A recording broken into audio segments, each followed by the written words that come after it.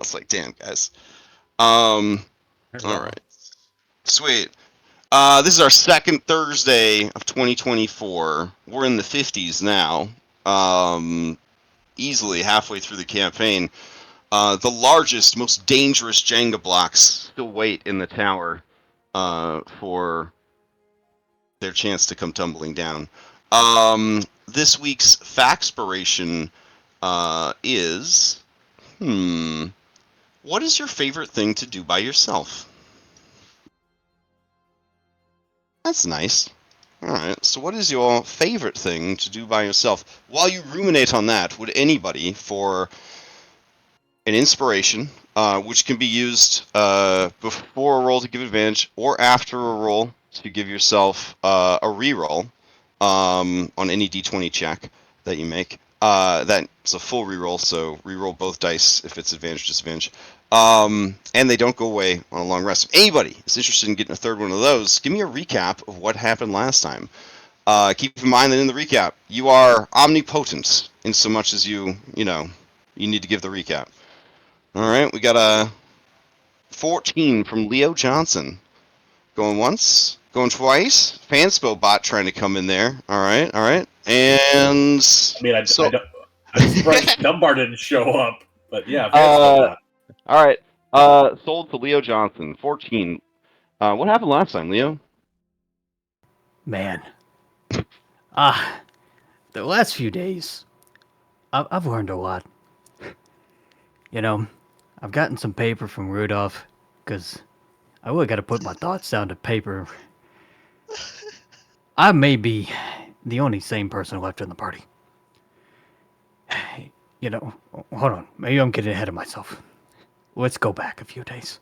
We were in Valakai. We just gotten back there, actually. We're in the inn. And Wahadin had showed up and was looking for Taylor. I did good. I didn't let him know anything. Except that she wasn't there. He asked a whole bunch of questions, and then he left. And I thought it was behind us. I took a walk to clear my head. I came back and, have a good rest, and we'll leave early the next day. Bright and early. Taylor had snuck out the window and left, gone somewhere. Who knows? But when I get back, we're sitting there shooting the shit, and we hear the screams. And he shows back up. And instead of talking to the guy who he just had a conversation with just a few hours ago, supposedly I'm not trustworthy all of a sudden. I didn't, handle him straight. And he wanted to talk to Robin instead. I'm like, okay. So he talks to Robin, and he's looking for Taylor. And Robin wasn't going to let him, give him any information. Well, he's showing him the hard edge. Well, he escalated things a little bit, and for he's threatening the Markinovs and the inn, and wanting someone to take the place of Taylor because he can't find her, which is not our problem that he can't find her. And then all of a sudden people are volunteering to go with him because he's going to take the Markinovs, who we know them. They're good people, relatively, in this world. But step in front, So Wayne, being the guy he is, he's stepping forward, and then Arania is opening her mouth. You know how she is. Takes a little bit off my cuff, and I saw like Rodine. He kind of like twitched, like kind of like bugged him a little bit, and I think Robin saw it too. So I stirred the plot a little bit, let her have her fun. He didn't seem like he really gonna take Arena. He like kind of looked like maybe he fancied her or something. kind of got under his skin. But then instead of backing down like his boss would have been, a gentleman, he doubled down. he doubled down. And so Arena was going to get arrested, and he was going to ride off with her and like on horseback, and well, and Robin start grabbing weapons, and I'm shocked that they're even thinking about this.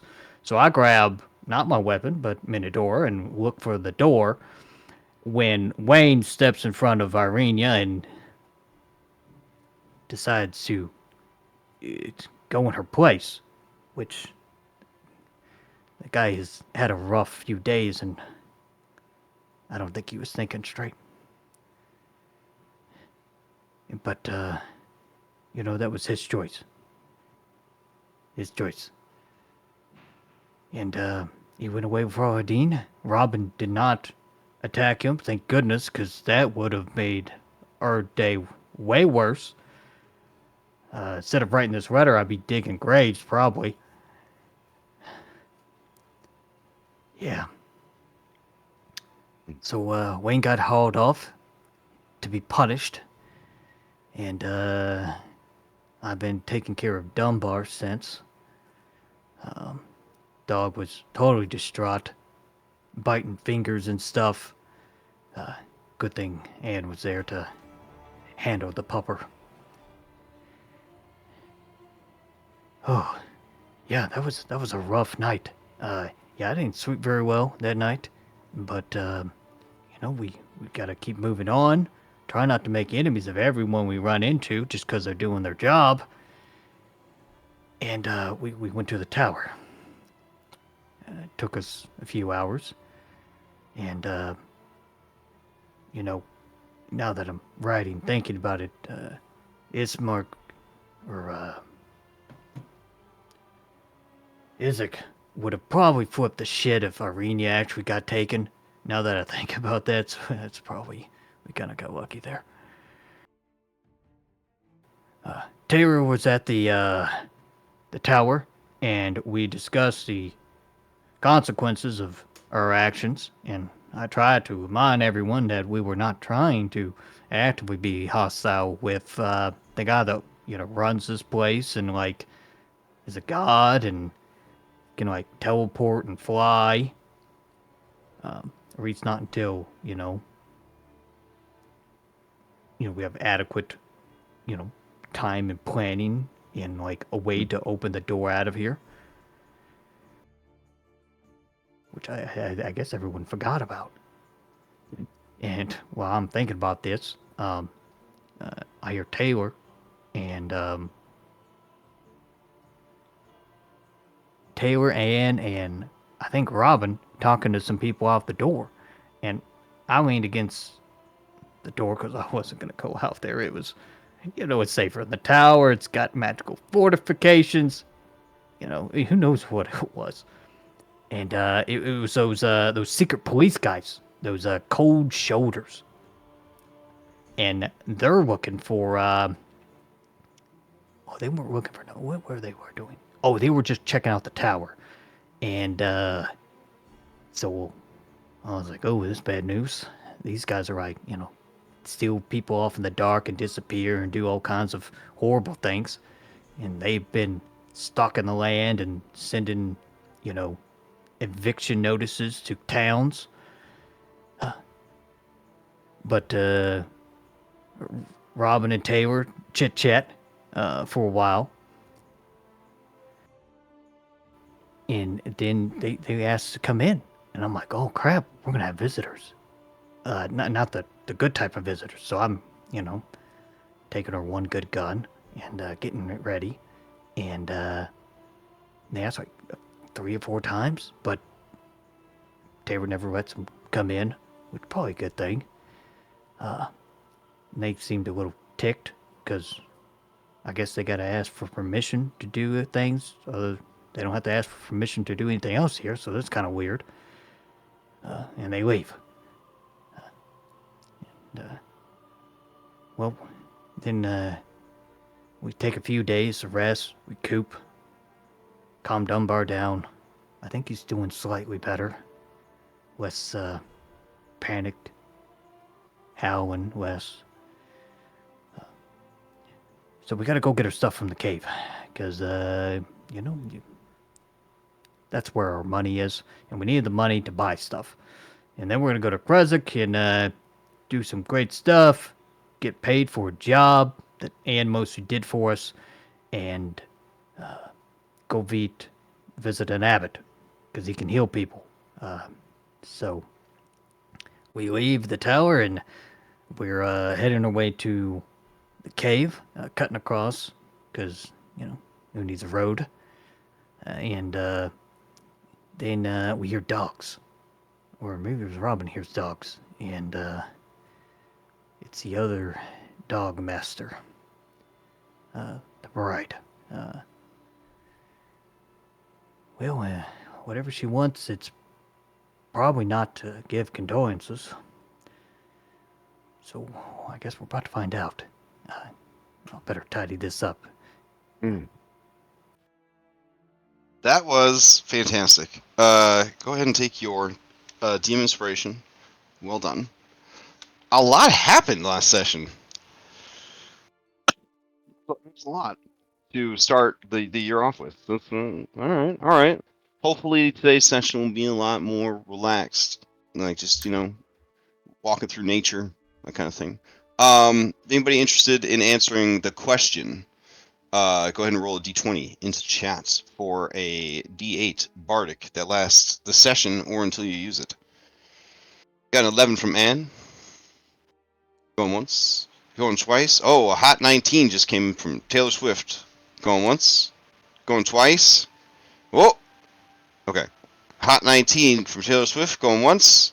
Going twice. All right. Taylor, the Swift. What do you like to do alone? I feel like there's probably a lot given your background. Yeah, Taylor's been alone a lot in her life. I mean, she likes to do the answer before she met the party and all this stuff happened was you know, acrobatics and stuff like that. She used to play the dating game with like poisonous mushrooms and weird plants that Jenny had lying around. She just kind of like run into the woods and like try and find something evil in Barovia to chase her and just run away as fast as possible and somehow always get away. And that was very fortunate. But ever since she got the copy of The Princess Bride from the traveling journalist Strahd Oh yeah. S. individual, yeah, S. She that's what she normally does because she's traveling with a bunch of humans that they just like to turn their bodies off for like 8 hours in the day. Yeah, right. So, Yeah. and she's not trancing and they're sleeping. She normally just stays up and rereads that book over and over again. Dang, that's 4 hours extra a night. That's pretty nice. All right, excellent. You may ask the same question of any NPC that you've met previously during the campaign. You know what? Let's just let's ask Roddy. Rahadin, what does he like to do when he is alone? Huh. When Rahadin is alone, he likes to take long walks through the woods, and just sort of like commune with and reconnect with nature, which, despite the corruption that it has undergone here, it is to him more of a beauteous, transformation, because his master slash surrogate brother is the land, and how could anything that is representative of Strahd be truly mad? So yeah, so that's his MO. Just to take nice long walks through the woods, recommune with nature. The Dust Elves are, at their core, a variant wood elf, so they kind of have that sort of connection to the land. Yeah. All right. So, with all of that settled, I shall bring you to the map. Let's see. Has music been playing at all for you guys? I wanted to ask. It's just low. Oh, it's just low? Oh, okay. Alright. I never turn off my prep music, so I was just like, just vibing with like my prep music. And like, I think I started your guys' music, but I couldn't remember. Alright, let's see.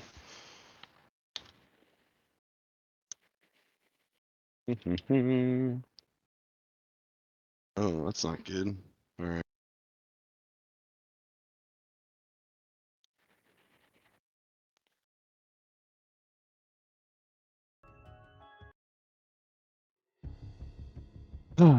Alright. So, you guys have kind of cut off the main road because you're trying to sort of beeline it to the cave.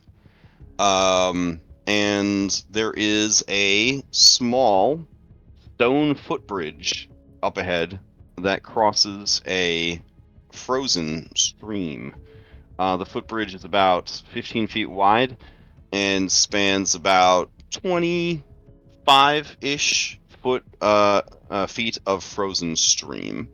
There are obvious tracks of animals that have come and gone recently, but the most interesting and ominous thing is the pack of 6 hellhounds and the skull mask wearing woman who leads them. While it is still very early in the day, it is another Barovian day, which we had a couple days ago, IRL for me, where the sky was literally just like a charcoal gray, like because we were having like this crazy storm, and there was just no sun. It was basically like the end of the world. It was so weird. It was like daytime, but just every part of the sky was just thick charcoal gray clouds. So yeah, no sun. Sun's not out. Guns are out. I don't know, something like that. Anyways, I'll take you guys over to the map. For maximum drama, you find yourselves on opposite sides of the narrow stone footbridge.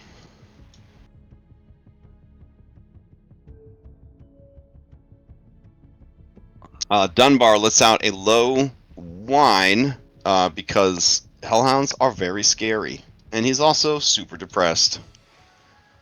Burgermaster Dimitri Kreskov, you wouldn't be there. What the hell? How the Burgermaster get here? I think he somehow got in the folder that was active party folder. I'm not sure how, but he would not be here. Let's see. I think Anyone we else? found the new character. Oh no! Let's see. Anyways, she calls out to you cheerfully, from across the bridge. Let's see. What does she say? Oh, I can't really hear what she says. Damn. Oh, there we go. Okay.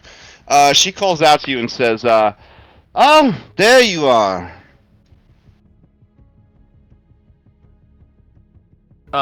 Us? Yes, you. My hounds told me they smelled you on the wind, so I thought we'd swing by and say hello. We had such a splendid night of hunting, but before I find a place to rest, I couldn't help but track you down. What brings you so far off the road? This is the territory I am charged with protecting. It is a dangerous and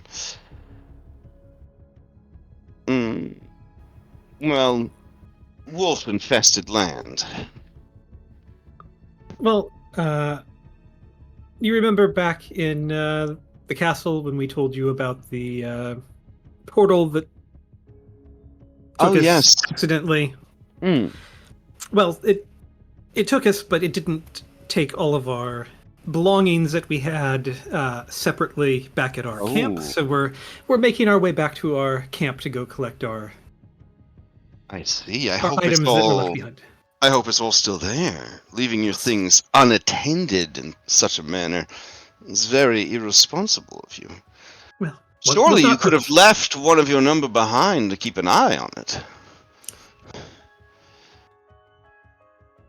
Yeah, we're not that forward thinking. It wasn't a planned trip. I notice that Wayne Larson is not with you. Did the trauma he sustained in the darkness of the crypts finally take his life? Was the journey on the road too much for him? No, you're the butler came in. Is he a butler? Cyrus Bellevue? Rahadin showed up and took him. Oh, yes. He is very determined to finish what he started so long ago. Honestly, it's disgusting. After all, what is gender for elves anyways? On some worlds, they don't even have one. But no offense to my dear husband, it was a long time ago, and he took a rather archaic stance on things, murdering all the women. It doesn't seem very thorough. I mean, half-elves are a thing, and how do you know some of the more manly women weren't just elves? Not to be racist, but you can see how it would be a hard thing to know you did for sure. I even asked him, I said, Ra, why don't you just let it go? It's been a long time, and I don't think Strahd even cares anymore. But he said something about silencing the voices once and for all. Only when his task was complete did the song finally cease. I'm assuming he means the horrible psychic emanations from the many souls that torment him. Anyways. Well, if he So does you're come, saying that Wayne was killed by Rahadin? Oh, he was dragged off behind a horse. In the state that he was in, it doesn't seem very good. Though I could tell that something in the darkness had touched him. So maybe. If You didn't follow up? You didn't try to defend him? You just let him go? I mean, having a fight with Rahadin doesn't seem very practical. I would say that you are cowards, but I don't think that's true. This is just very out of character for you. You seem much more... Well, this is much too practical for you. well, I wasn't there, and Ah. if he comes again, I will defend myself. Caution on that. He is Robin, one of Strahd's favorites. Robin will step forward kind of next to Taylor, and she's going to say, if he is one of the Dark Lord's favorites, what would be the consequence of standing up to him? I don't know. I suppose it would really depend on the conviction, the skill shown, the reasoning behind it. I don't think any of that would stop his terrible wrath, but it might temper it. Perhaps a maiming rather than a terrible execution.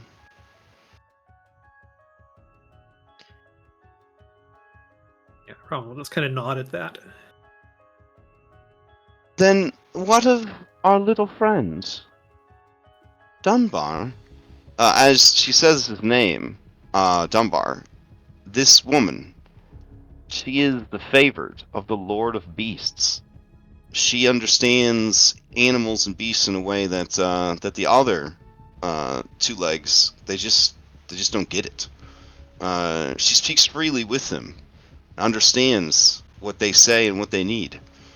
While her pack is terrifying, they are well cared for, and they care for each other in their own way. I mean, Dunbar's still here with us. I mean, Man, I see him over there. he's had a rough few days, but I mean, he's a strong dog. He is, but so small, and the task before you so large. Good Why thing not? We have a large person. Why not trust him into my care? It is the least I could do for you. You have been nothing but courteous and kind to me and, well, to my, I suppose, only friend at the castle.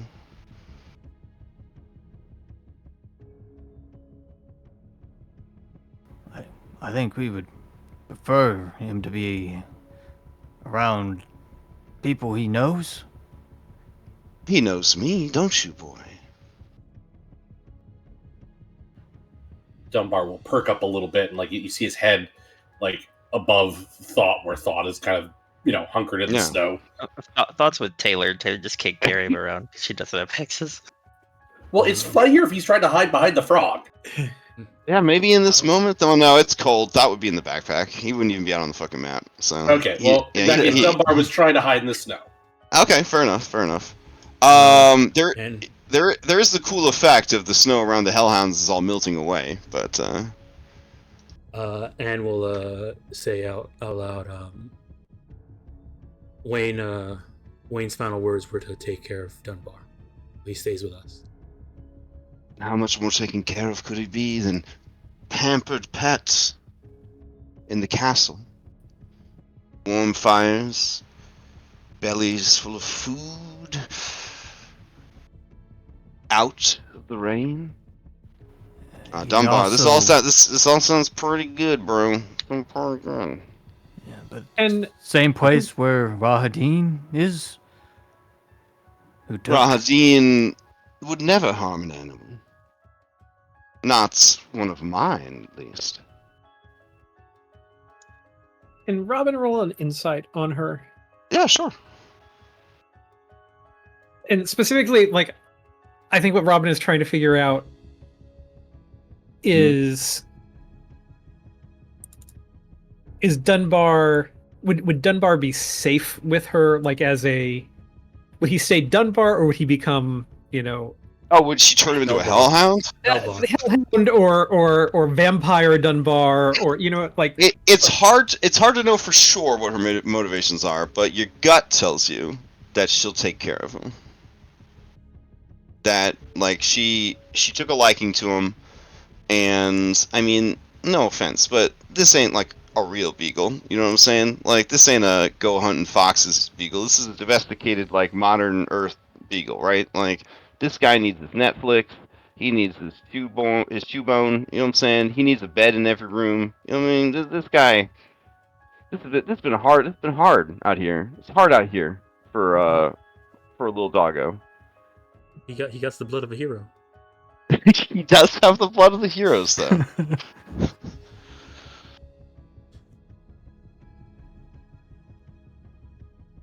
And she says, I'm not forcing the issue, but I just feel like it's a bit irresponsible to drag him along while he wallows in grief. And in the absence of Wayne, he might do something desperate. He might get himself killed. There's been enough death, don't you think?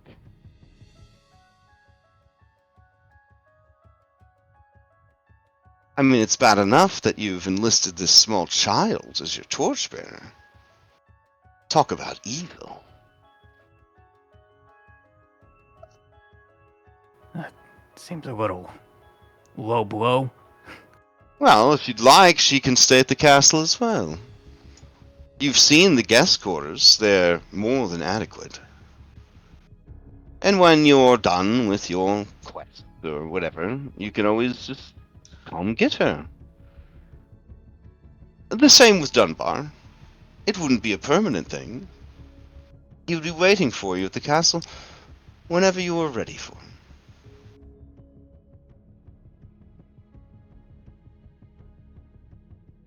No, Minotaur will stay with me, and Dunbar's staying with all of us. Ah, Well, I mean, it does sound like pretty nice. You know, she's not gonna hurt him. We're dragging him through, like, You literal say that hell. now, Taylor, but if you guys fight Radin, Strahd could just... We saw what he did He'd be right there. to the A toy hostage. maker. But the Dark Lord is, you know, a fan of animals. He was also nice to Dunbar. I bet he was a fan of his son, too.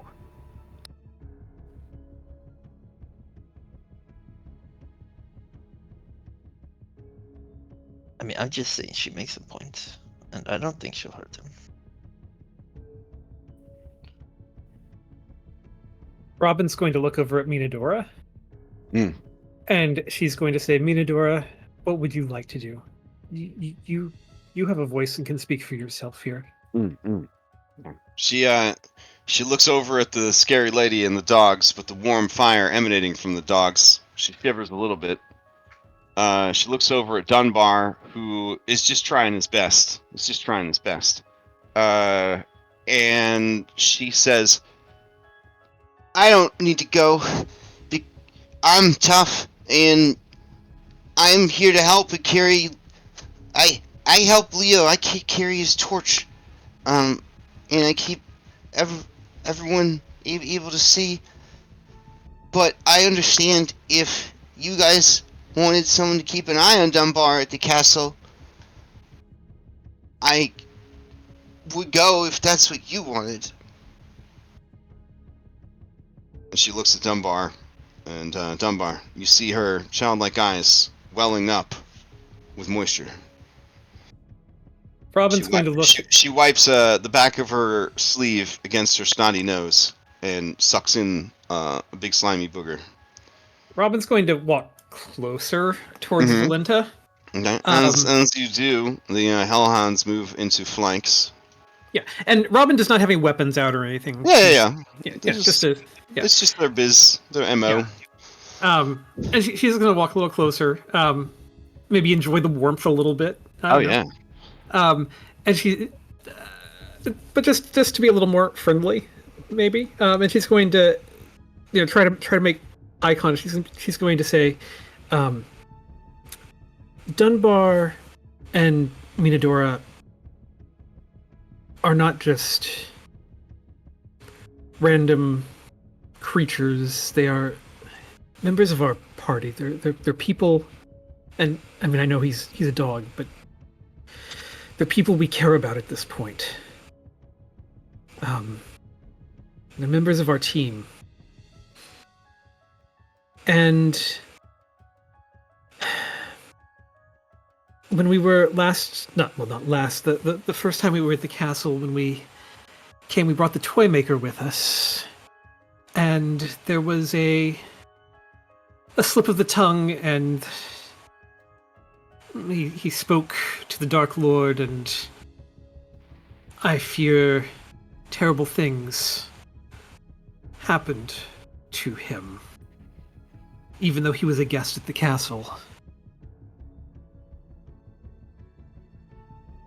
And was under the protection. Oh, you speak of Blinsky. Yes. He's fine. He spent a bit of time in the dungeon, and now he is happily at work. Is he... There's ever so much to fix in the castle. The architect is long since dead, and it's so hard to keep anyone skilled working on the castle for long. These artificers, I tell you, they always come with the super soakers full of holy water. Is he the same Blinsky, or has he been changed? I think his time in the dungeon has matured him a bit. But when it became obvious to Strahd that his mind was soft, childlike. Not soft like your sweet potato over there, but like he's brilliant, but has no social survival skills. And while he did embarrass Strahd at dinner, and was very rude, and also snuck around the castle after dark, it was a childlike curiosity that compelled him. He wasn't in the dungeons for long. With Minadora and Dunbar being under your protection,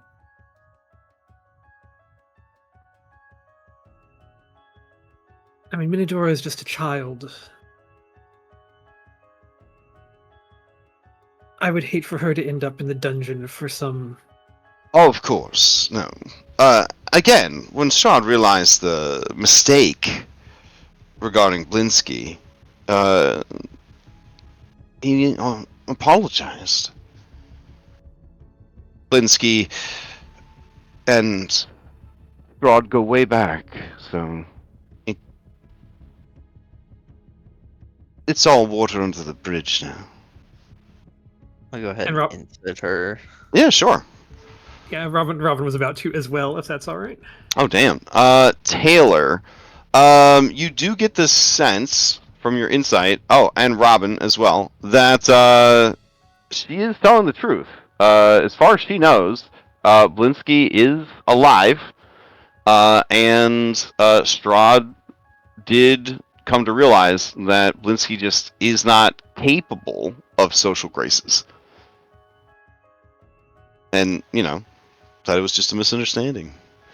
They'll say, well, that's good to hear. Wayne would have liked to hear that. Yeah. I have to ask, what is it that you're after? What is it you're trying to do?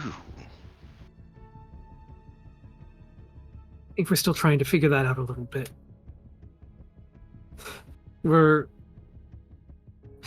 Right now, I think we are starting to understand the picture of what is possible. Hmm. The various avenues that are potentials out there. We have not made any decisions, and Well, it's just that normally by now, the heroes would have made a move to start taking us out. Us, the inner circle, his closest confidants.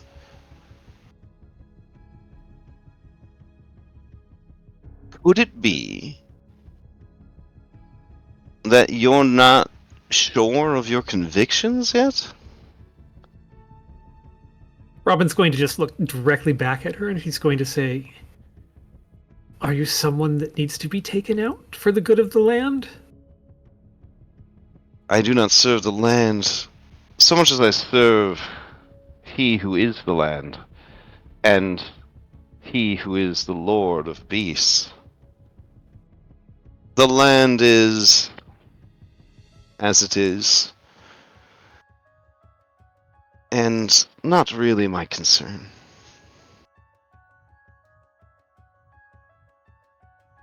Robin's going to nod. She's going to say,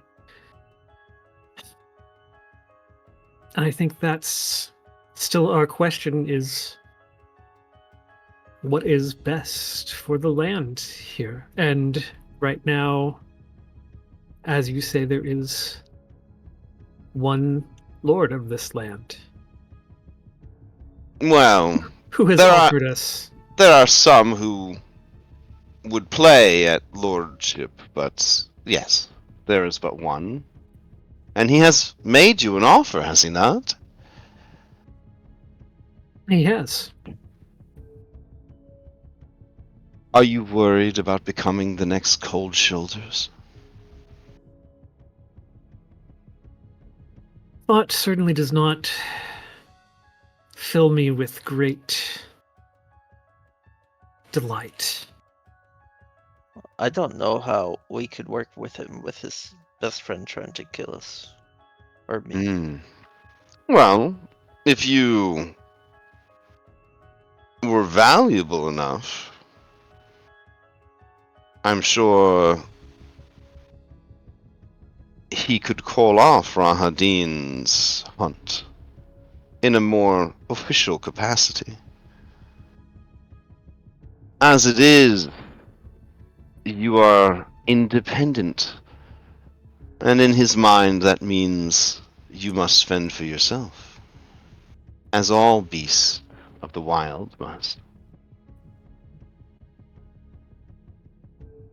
Which brings me to my question about Dunbar and the girl. If they were to go with you,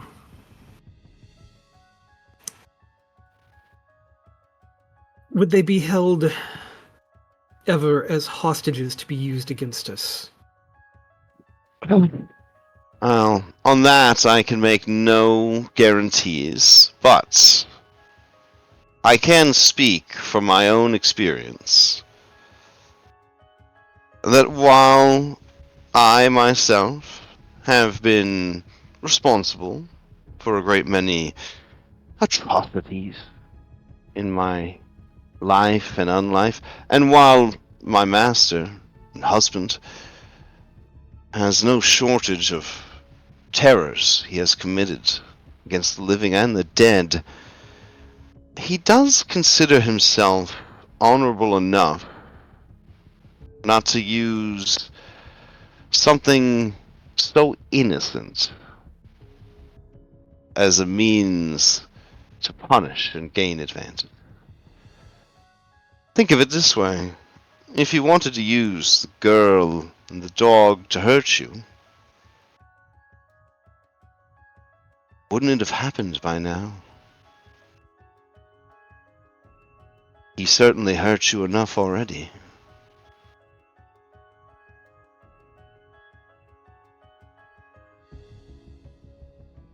And Robin, as she says that, you have a PTSD of one must die, as your father takes the knife, plunges it into his chest.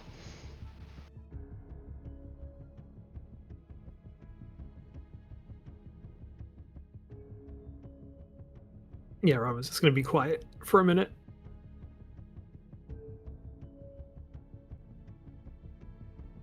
She lets out a long, like, anime character yawn, like a really over-exaggerated yawn.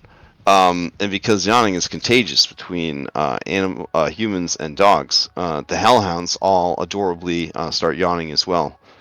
And then she says, it gets late, and I don't want to be out too much longer. If you wish to continue, I will not bar your path. But if you would like, I will take the two innocents with me.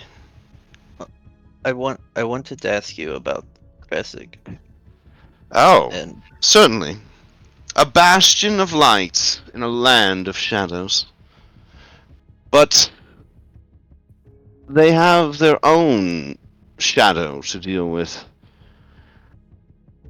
The robes of the abbot cast a dark shadow now. His mind worn away by the nature of this place.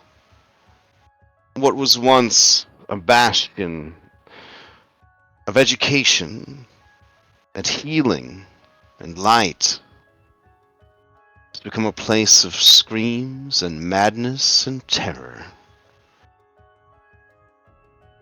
Combine that with Roderick the Red's refusal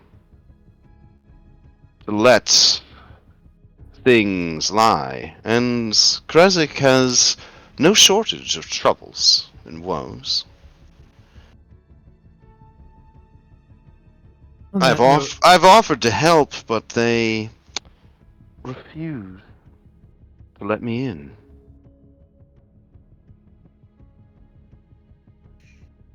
I feel it would be. Oh, go ahead. I was just gonna say, if you're worried that it's gonna get wiped off the map if they don't change. I'll be honest. I don't care much for cities, towns, and human hives. If things are reduced to a more primitive and wild state, if once again all in Barovia live as they did in Centurus, that's fine. Aid was offered and refused. Now I hunt and watch and wait. I'm not as hands-on as the other brides. I feel that the beasts of my realm, they'll sort it out. Okay. But if someone were to remove the abbot in a very permanent way, I would be very grateful. Grateful enough to perhaps show them the way to what they are seeking in Castle Ravenloft.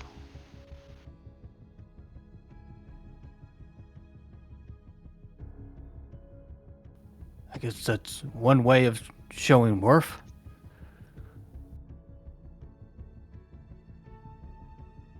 Robin will nod. She's gonna say, I think the abbot is on our list of important people to pay a visit to. The abbot is not people. It is a thing. An unnatural thing. That should never have corrupted been angel. here. I Yes. understand. How did you find this out? There is.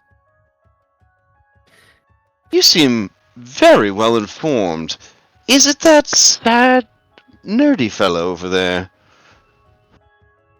Well, you asked what we have been doing, and while we may have not made up our decisions yet about everything, we have been gathering information and collecting much information about this realm. Researching one's quarry always enhances the hunt. Speaking of quarry, may I ask you, there is a moose that I've heard of. Kind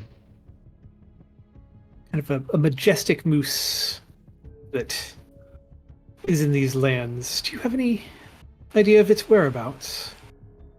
Yes, the moose. I assume you mean the very, very, very, very, very, very big moose. That's the one. The biggest moose. Yes. I have seen such a moose. You can find it most of the time along the northern lakeshore.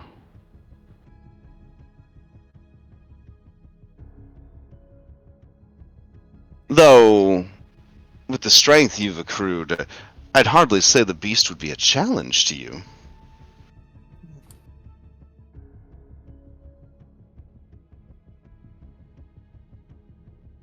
Well, it's required for part of our understanding that we need to gather.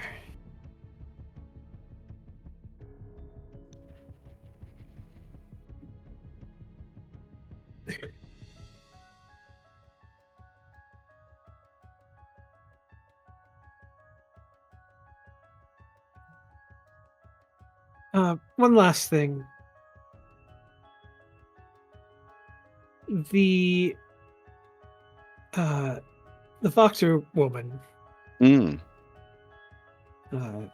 her daughter is afflicted, and she believes that there is healing that can be found within out of character. It's a well, right? There's a well in There's a spring. a spring. It's a spring. In a spring. Ooh, when you mention the spring, she immediately makes a face. She makes a disgusted face when you mention the spring.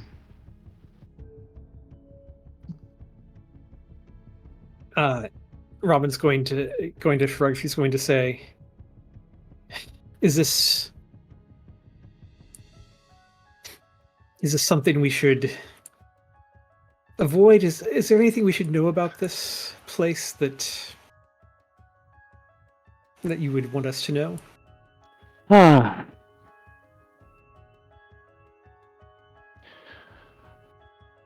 Long ago, Krezik was just a small collection of faithful who had built a community that could be as close to the monastery as possible, supporting the monks and the clerics. But eventually, as is the case with these things, it grew into a town, and so on and so forth. One of the great heroes was made a saint after death by the Morning Lord, and their final act before being taken into the seven heavens of Mount Celestial by the Morning Lord themselves was to bless the spring that the town got all of their water from.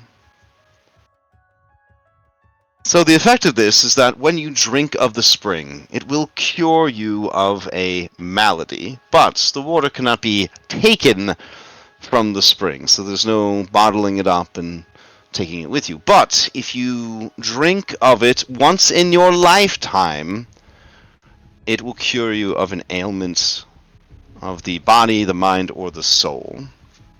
Allegedly. If the affliction is a curse, not so much.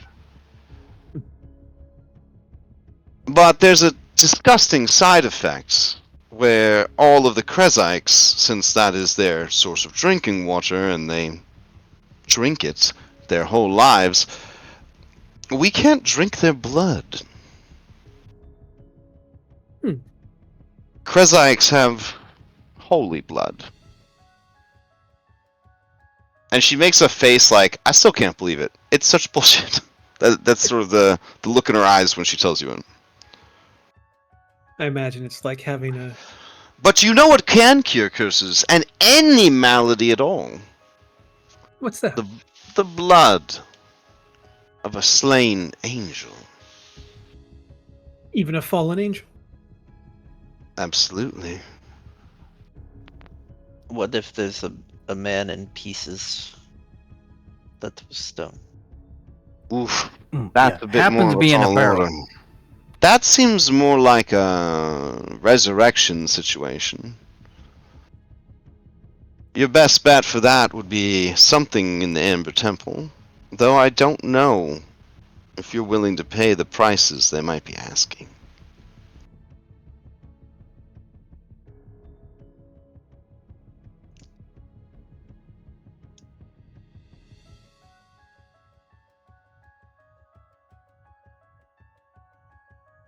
Well, Yeah. again, the day grows brighter.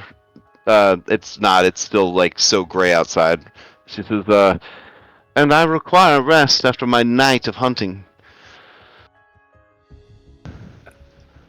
I feel like we might want a poll or something, or Probably the I don't easiest know. way of doing it. All right, I here we mean, go. do we not just give David the choice? Or give David the choice. I mean, because it also involves Minadora, so I don't know. Well, I mean, it's one of those weird things. I never planned to give Minadora, but the dog, I was like, no offense, Wayne, like he'd be happy, you know. I mean, Robin had Until we flip no the plan to switch. give up the dog. Until we flip the switch. Once the switch gets flipped. Yeah, it's all great until the. Well, you yeah. mean if we flip the switch? Yeah, F. Yeah, it just depends which flip. You guys, Switch gets insane people over here thinking about. I mean, what did Dunbar's Leo, what did conflicted. Leo say? Everybody's crazy but me. All right, Dunbar's vote for Dunbar will count as 3 votes. Okay, Okay. that makes sense. First time I voted once. Mm. Damn, now I look like the asshole. 1 sec, let me change. It's not letting me change my vote. It's doing it again. No, it Yeah, did. It's it just a did. delay. It It's did. just there's a delay. There's a delay. Listen. There we When everything there was we go. going down, Leo was like, "I'm doping out of this shit."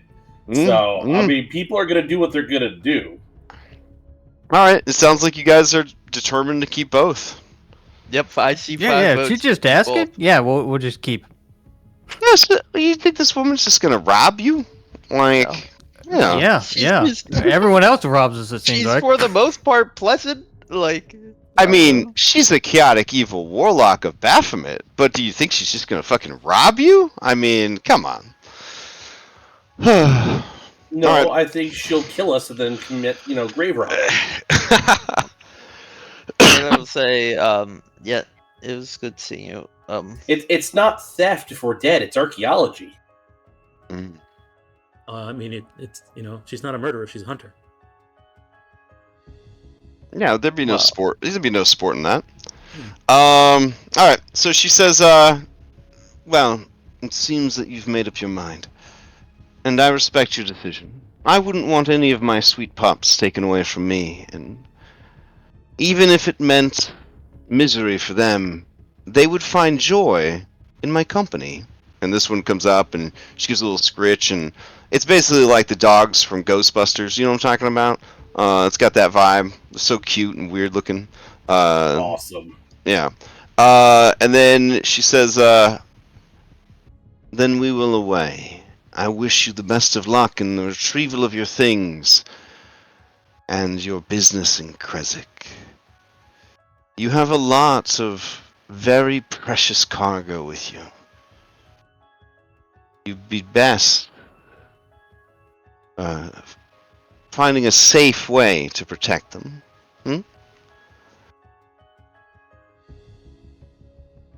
Thank you. Indeed. Alright. And so then she's gonna pass you guys and head south as you guys are heading north. Are the Hellhounds too hot to touch? They do not have flame body, which allows you to hatch Pokemon eggs at twice the normal rate. But they are immune to fire and they breathe fire, so they are pretty hot. But you wouldn't take damage by touching them.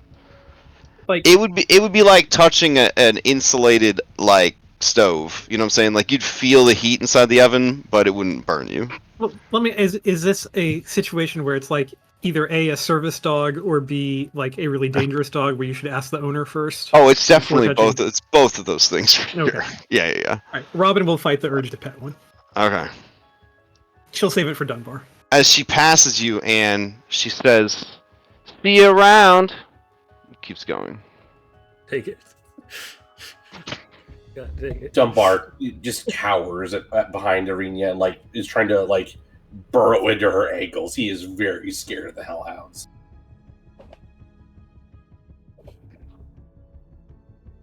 I feel like the Hellhounds. As soon as they're gone, Minadora lets out a shuddering, held breath and hugs Dunbar. He will lick her face in a frenzy.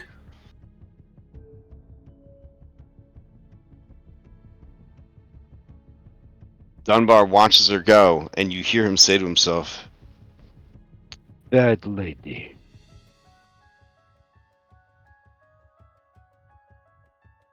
Bad dogs.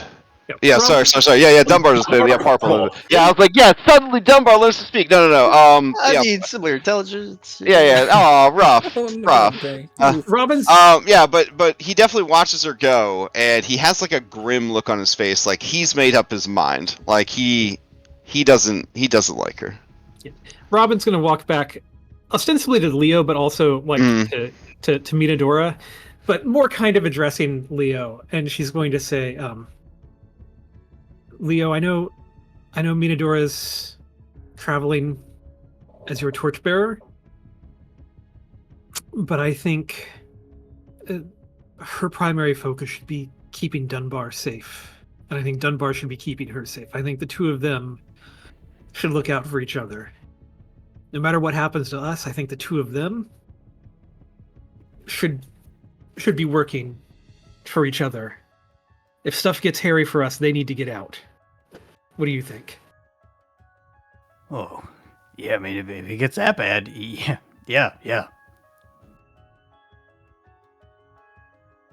I mean, we went through all this stuff with Minadora. I mean, we want to pull through and back to Pennsylvania.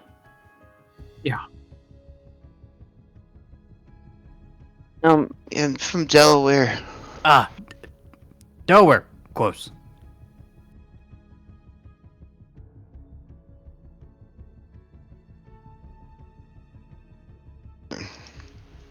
All right, Dunbar. Now that woman is gone, you no longer feel the pull of her strong personality and her otherworldly sort of Lord of Beast aura.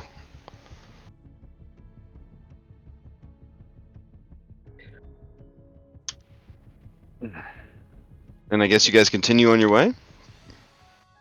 Yeah, we got a cave to find where there's Okay. like 10 bodies of dead wolves inside, and 10?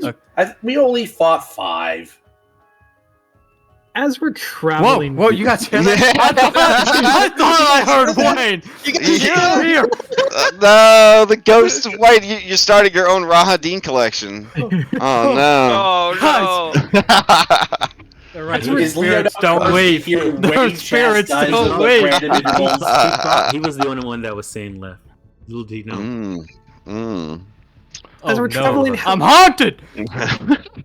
how close Yes. are we to the moose area from here? I'll take you over to your map real quick. Your super cool map. If it's the north side of Well, the lake, to then the I don't north think is the so. lake, so Since- we'd have to backtrack, basically. Yeah. wouldn't we? Probably have to go back by the tower. Like way over this way. Wait, is that Lake Zarbage or Lake Barzil or whatever? There's like only one lake, right? There's No, two. there's 2 lakes. Lake Bear Talk and Lake Zarbage. There's 2 lakes. It's probably the big lake, right? She probably when they say the lake, they probably meant Lake Zarovich. However, the "you are here" thing, you're actually right here, and she did say north of the lake, and there's a lake right there. Robin's gonna start. Why not? We'll start doing some checking to see if there's any moose around. Any of the big moose. Oh, man. I will do the. Robin's gonna whip the it spell. out. Are you willing to get sidetracked in such a manner? I mean, I mean, if it beeps. I need the. All right, that means I will roll. If you get an encounter, I will check 2 encounters. Well, actually, you know it's in the area, and you're rolling the check. So I'll check the next 3 encounters each time to see if you encounter, or sorry, don't encounter, but find the moose or ping the moose. So I mean, we might as well. Oh, yeah, I just we were realized planning on staying at the cave anyway for one night because we didn't have enough time to make it to Kresik. So might as well look for a moose and a Wait, I bear. thought the cave was only like 2 hours from Kresik. Yeah, but we're gonna be our maximum of walking. No, I thought we voted that we were pushing through. I'm 100% No. sure we voted to push through. Oh yeah, so we were going to the cave. Yeah, picking if up you the stuff scroll and up- pushing yeah, through. it says right there, cave Cave with with 2 to 3 3 contract, 2 to 3 Oh, contracts. okay, all right, Yeah, all right, we're all right. pushing. We're pushing. Cave. That's why I'm asking. When you open doors, sometimes you feel like you have to go through them. I don't But- want cave with when else 5 are we gonna? contract. When is the next time we're gonna find this moose? Yeah. Oh, I mean, that's true. if we find the moose, we can readjust our plans. If we don't find the Okay. moose, then it doesn't matter. I mean, Yeah, All yeah. right, all right. have Just look I mean- out for werewolves. Okay. It just- Oh, it- damn. I mean, You don't Damn. find Moose. Moose find you. Oh my Yeah, goodness. Robin Taylor's gonna ask you like, what if the moose is Mordecai then? Hiding his moose. Remember what the shoulder said? Then we'll see Wait, what we can do. All we need is blood. Yeah, we don't have to kill it. We just need blood. Well, I mean, wouldn't you want to find a very powerful wizard? I would love to. Yeah, If so we we can- find. if I thought we know where a powerful wizard is. Well, other than Victor, Yeah, in the temple, right? Wasn't that Well, guy a wizard? Isn't he supposed to be crazy? Everyone here's crazy. Both of Anne's heads nod. I mean, yeah, I guess so.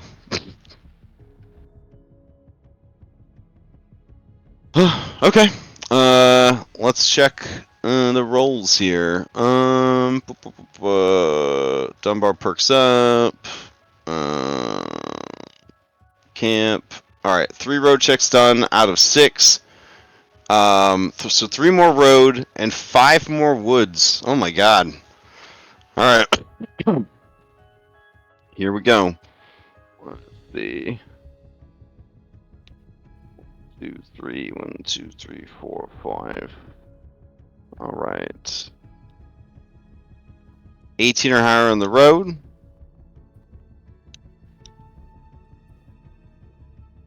Oof. Okay. Let's see what happens. Maybe it's a moose. come on, Moose. Oh, that's the wrong encounter stock. Encounters Nightfall. There we go. Could be the Rock. I mean, it could always be the Rock. He's on every table. We need his It- blood it- too. it's also so. it's also a road encounter. Yeah. It could be the lone wolf on the road. Lone wolf. Okay.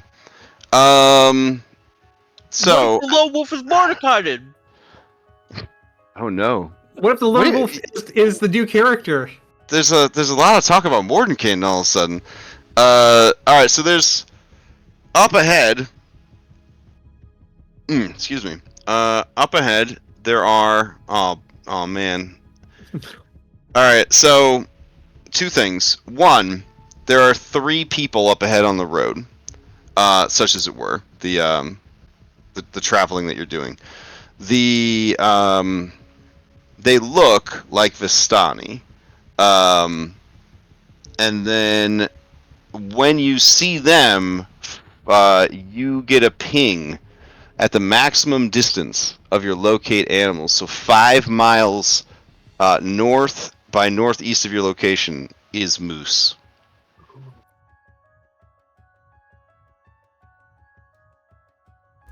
Are the is one of the Vistani wearing a monocle? Is one of them have a big black hat?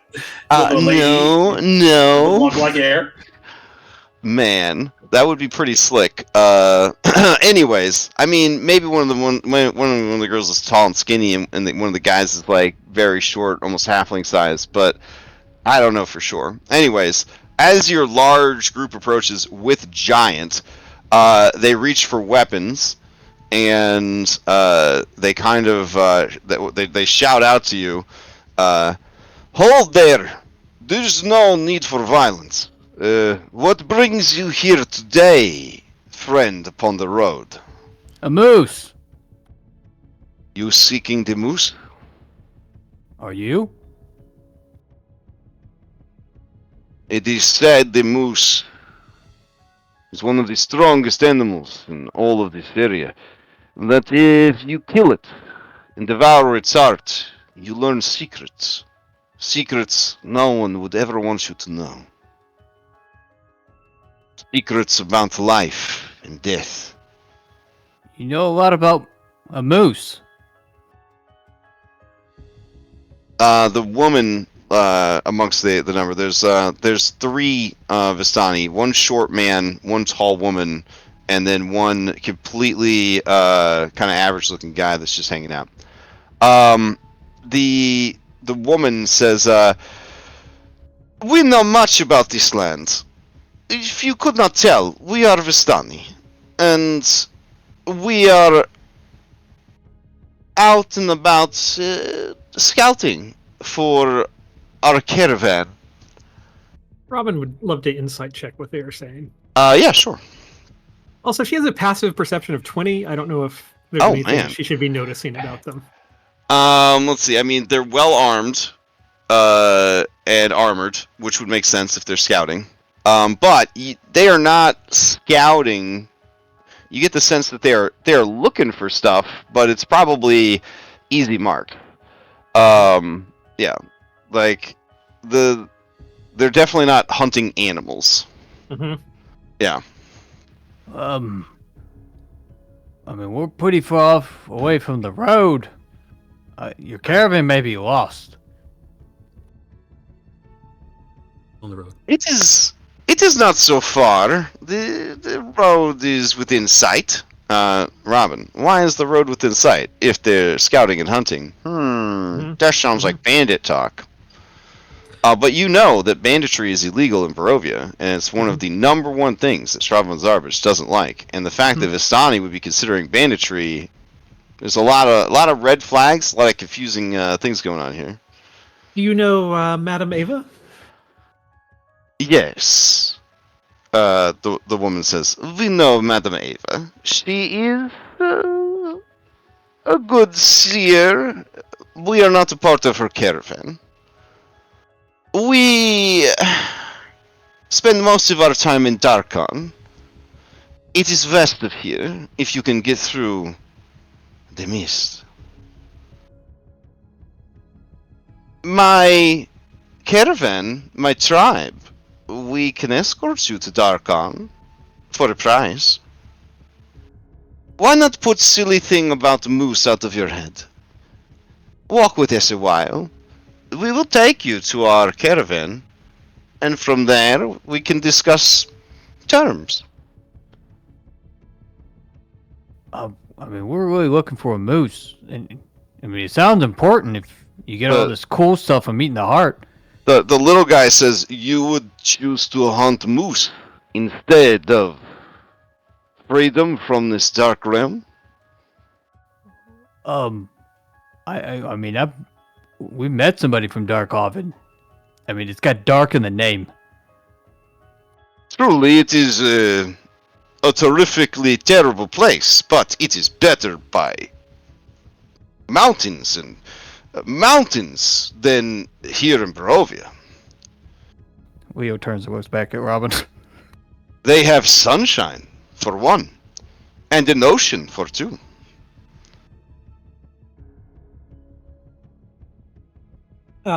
Robin's just going to just say, why are you so near the road if you are hunting for your caravan? Or if you're just hunting... We are scouting for bandits, the woman says, with a smile on her face. That's not what you said a minute ago. I said we were scouting for the caravan. So, what would hunt a caravan? Bandit. Or animals. The little guy says, like the moose. Or a bear. I suppose. And then the third guy says, you are too strong and too numerous. If you do not have any interest in an escort to Darkon, we have no interest in you. Before you leave, may I ask why Vistani have turned to banditry in this area? Oh, dang. When you say that, the woman blushes. And then the little guy says, you make a bold accusation there. I see nothing about you. We told you that we were looking for bandits, not that we were bandits. I never accused you specifically. I just asked. And contrary to what you might think, not all Vistani are bootlickers of Strahd. There are many tribes of Vistani who are free from his iron fist. And you are one such group? Besides, we have it on good authority that he has been dormant for decades. do you mean by dormant? It's vampire. They go into deep sleep sometimes. Oh, that's total. That's false. What do you mean? We literally just saw him like, what, 3 days ago? Oh, okay. Oh, they're yeah. gonna roll insights against your obvious deceptions. Mm-hmm. Can I? Is there a truth roll that I can? That's a persuasion, right? All right. The little man's eyes go wide, and he says, "He's awake. I mean, if he's been Ah, dormant, as you say, We must away. Good what luck do you say hunting you your do? moose. Goodbye." And they begin to kind of rush towards the west. I mean, do you want to pursue or stop them? I don't think so. No. I mean, it could be a cool fight, kicking the shit out of 3 bandits. I mean, level 8. I mean, you got 9 people. One of them's a fucking wizard with a staff of power. I got I got 3 bandits here for you. I mean, Do they look really He doesn't wealthy? need to test run. Do they look really, Do really they wealthy? look wealthy? Yeah. well, here I will share with you their exclusive rare encounter character art. This is the short man and the tall woman. So Robin, that yeah. have we ever met anyone wealthy Wonderful. here? I don't think so. Well, they're from Darkon. Maybe they're wealthy. Yeah, it's dark in the name. I don't know anyone. Wait, wouldn't we just become the bandits if we? You know. Ooh, dang, Taylor. That's incredibly wise. Man. I mean, are Taylor, we gonna that doesn't how that works. Then the secret police would be bandits every time they stop something. Are we really going to put I mean, Minadora do and the dog do the secret police rob people on the road? I didn't think the secret police rob people on the road. They asked you if they could come in the tower. Look around. You said no. That seems pretty civil. I don't know. I'm not like. Oh no, they're giving ultimatums, so I don't know about that. I feel like I'm not the rob you on PR the agent road, They do for- so secretively. They went to Kresik and asked to get in. They said no. I mean, everyone knows everyone has a secret police. Wait, why can't I keep hearing wait? You have to find this new character quick. Hey, was one of these Leo? new character? Wayne's Is not that here anymore. Yeah. Oh, Wayne Well, better not be my ghost. Maybe his new character is the boost, and then you're going to be put into a moral quandary. See, you don't know. all we need is the blood. That's all we need. Wait, Mordecai and the Moose? Yeah. So I guess when you ran into her, you would have been crossing like that bridge. There you go. So then you guys would have been at this point the last bit of the bridge before you head off into the woods. So you guys would actually be right about here. So Yeah. where do we think the moose is off of my ping? He pinged from this direction towards the lake. Okay, and the cave is where? It's north of the town. It's like in here. I will convey this to the group and allow them to decide what they want to do. Do we veer off course, or do we hunt moose? All right, so here's the thing: our camping supplies, or what's left of them, Are is in the cave. Okay. If Yep. we go here, then we got to go all the way over here, and then we are already like exhausted getting to here, and then we camp in cave we're not camping out here. That's all I'm saying. We don't got the stuff. Yeah. Yeah. In a cave, right? Yeah. Yeah. I mean, if we kill the moose, we can. Right, a big moose. It's got to sell for a while, Oh. right? Moose is a milestone. Moose No, is it's not a it's not a milestone. I'm showing you that it really is on your random encounter coming up on your random encounter chart. Oh. So you would have encountered it naturally, but because you're using this ability, you to are head of aware the that's line. there. However, this moose encounter was on the road table, and you guys are about to switch to the woods, so you wouldn't have encountered it normally. So if Robin hadn't thought to use that ability, you wouldn't have known that the moose was in fact nearby.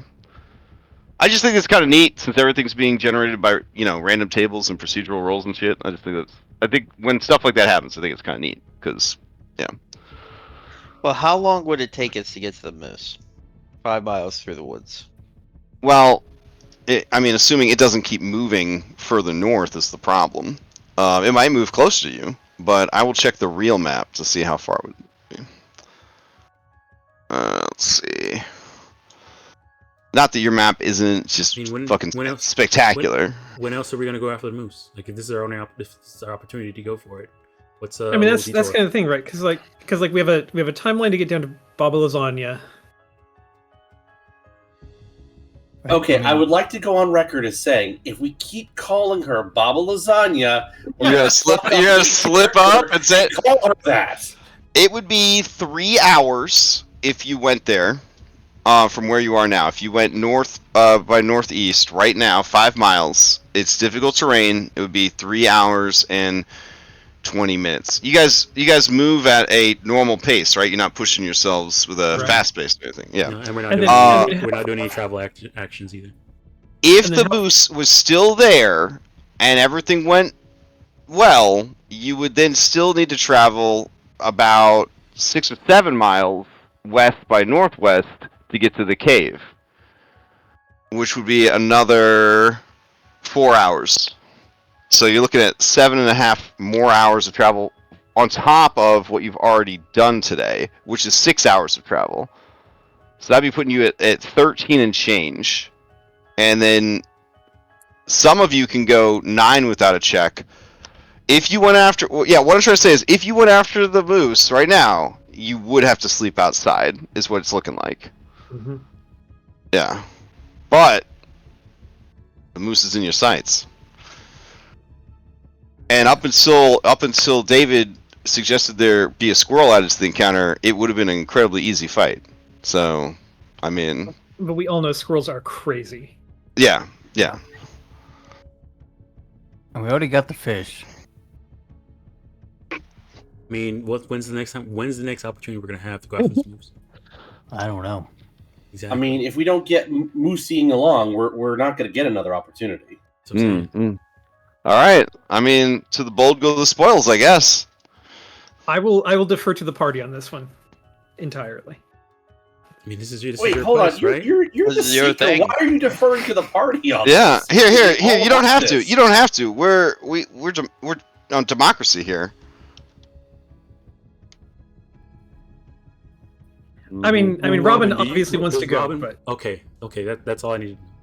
That's two Robin votes, wants to there you go, but she would happily. But he also understands the logistics of it, so. Here you go. Okay, for the record, this is Dunbar. Well, yeah. I mean, squirrel. Okay. Yeah. All right. We're gonna go. All right. Here we go. Oh Let me. shit! This is gonna be a total shit show. This is a terrible Why does strategic this keep decision. happening? Oh man, I swear I voted let's go. All right. Let's see. It's hard being the only person that votes a certain way. Yeah. I remember in season 1, Paradise Vale, there was a guy. He had good ideas, but it was always like 4-1. Whenever they voted on stuff, he was never in agreement with the rest of the group. It was so rough. Yeah, I That mean, is- Red-Handed Doom. I was pretty much trained to go along with what people want to do. Red Hat, yeah, that's another good example where it was just like everyone was after such radically different things. Oh my god! All right, let me see. I'm going to boot up my random encounter table for the forest, and I will roll a fresh check to add on because you are chasing the moose to see if I roll the moose, you'll run into him early, which will represent that he came closer to you guys, if that makes sense. Do we have any moose stink? Do you have moose stink? I don't know. No, we don't. I don't have You any mean, mistake. don't you mean moose nip? Oh my Moose goodness. Oh, okay. Let's see. All right, Crash, roll those dice. Lead us to our All right. moosey fate. Okay, here we go. Hour number 1, 15 or higher. Nope. I have Druidcraft. I could make a faint odor. It says like any kind of Oh! instantaneous harmless sensory effect. Can I make some moose stank? If you, with yeah, my sure. Druidcraft? I will would like say that if you make moose pheromones with your druid craft, and I just rolled a natty 20 on the encounter roll, I'll just say that you run into the fucking moose. That's fine with me. I would love to make some Druidcraft moose stank. Okay. It's always nice to see Druidcraft do something. So, I mean, it's a cantrip. I will just keep this sucker going. all right. Let me As see if long I can as- find a good spot for you guys to run into the moose. There you go. We'll do a little tributary heading towards the lake. Oh, lovely. This is a cool looking map. Alright. This gives me some Celasta vibes here. Alright. So stay away from the edges.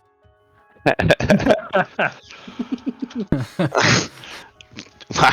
Yeah, I mean, yeah, probably. Let's see. Oh. I gotta fix something real quick. I like the whatever the circle and the oval next to Krezk is. It either reminds me of a thumb, Among Us, or Bean. Something. Allegedly, everything is an Among Us, right? Like like the little space dudes. Like apparently, yeah. All right, then let me grab your group and throw them on the other side of the stream for dramatic effect. Let's see. Anne. I always think something's broken with Anne's mini when I go to drag her onto a scene because she's so much bigger than everyone else. And then I remember that that's just how it is. So I'm not broken. I'm just big boned. there Yeah. you go. Beautiful, beautiful. We got Purple, and we got Leo Johnson. We don't want to miss out on throwing an axe with a rope attached to it. All right, I think we're all good. I'll bring you guys over to this scene. All right. Okay, so as you guys creep towards the river, here, I'll put you at the very edge of the map so you can, use stealth and hunt it and shit or whatever. All right, so Robin, put the stinky giant in the back. You are giving off moose pheromones and following the ping of your spell. You can see across the way the mightiest moose, and he certainly is quite a specimen. Quite a specimen. And this thing is the size of, I don't know, a school bus. And he's just, the short bus, school bus. But he's in there. He's just drinking some ice cold water. Riding in its antlers, you see an angry rock squirrel.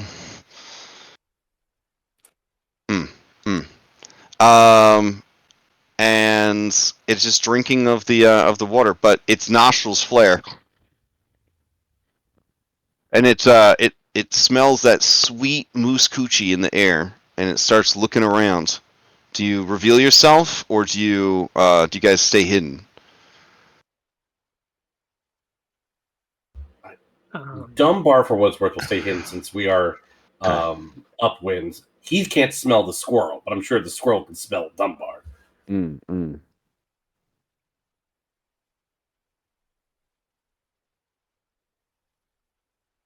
All right, so you're leading the hunt. You're leading the hunt, Seeker. Okay.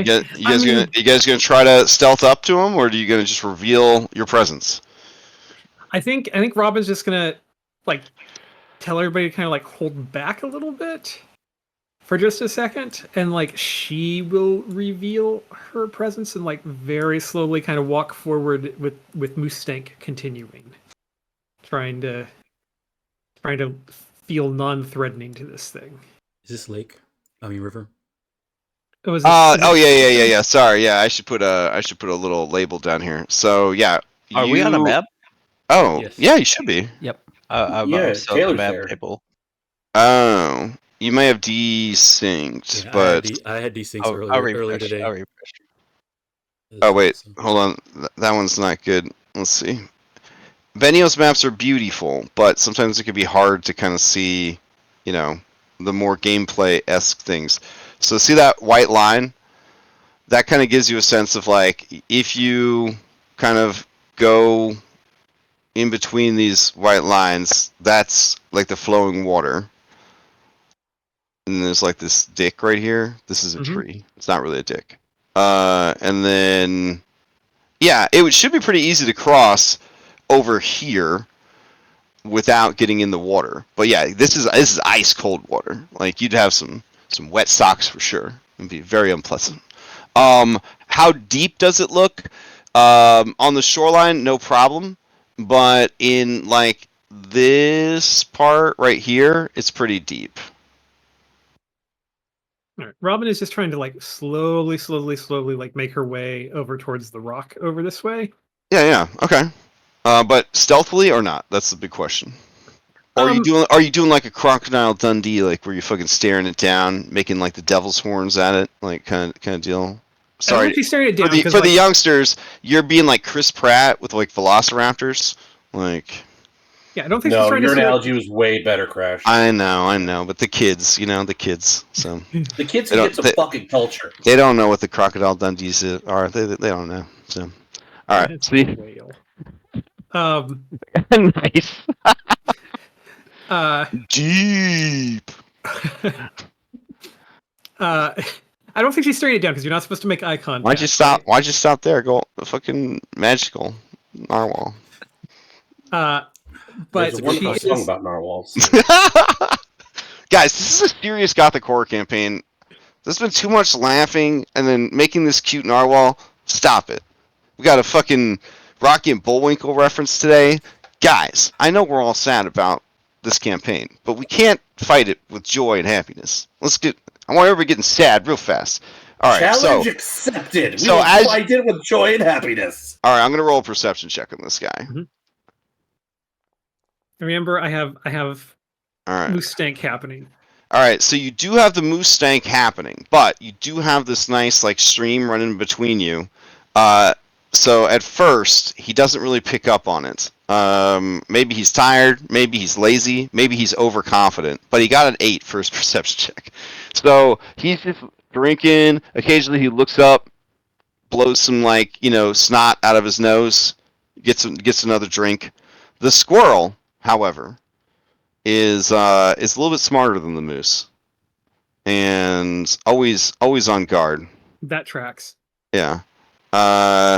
They notice you, and then they make some chittering sounds at the moose. And Dunbar, you would hear the squirrel's high-pitched, shrill squeaking sounds as it is warning the moose. And then, something triggers in the 3 brain cells that make up a beagle's brain. And you feel it. You feel the bloodlust. You feel the barbarian rage coming for you. Squirrel, not on your fucking watch. Yeah. Yeah. I mean, do I even get a wisdom save, or I just fucking send it? I'm gonna be honest. I mean, a beagle plus a squirrel. I don't even know if there's any saving throw in the world that could help you. Like, all right, it's pretty bad. We take off on a run. All right, Dunbar has rolled into initiative. So that means we've all rolled into initiative. It was only a matter of time, y'all. Yeah. Right. Since we actually roll for initiative now. Oh yeah. Oh. If you're 20 feet from me, you get a D4 on your initiative. Damn. Hey, what's the moose monster called in Monster Hunter? I'm trying to find his music. I call him Moose. Ice so, Moose. Yeah, the Ice Moose. Yeah, you know how I do Monster Hunter. Yeah. He's like bear. It starts with Barryoth. No, it starts with B, I think. All right, Barryoth. Barryoth is the cat wyvern. Sabertooth, yeah.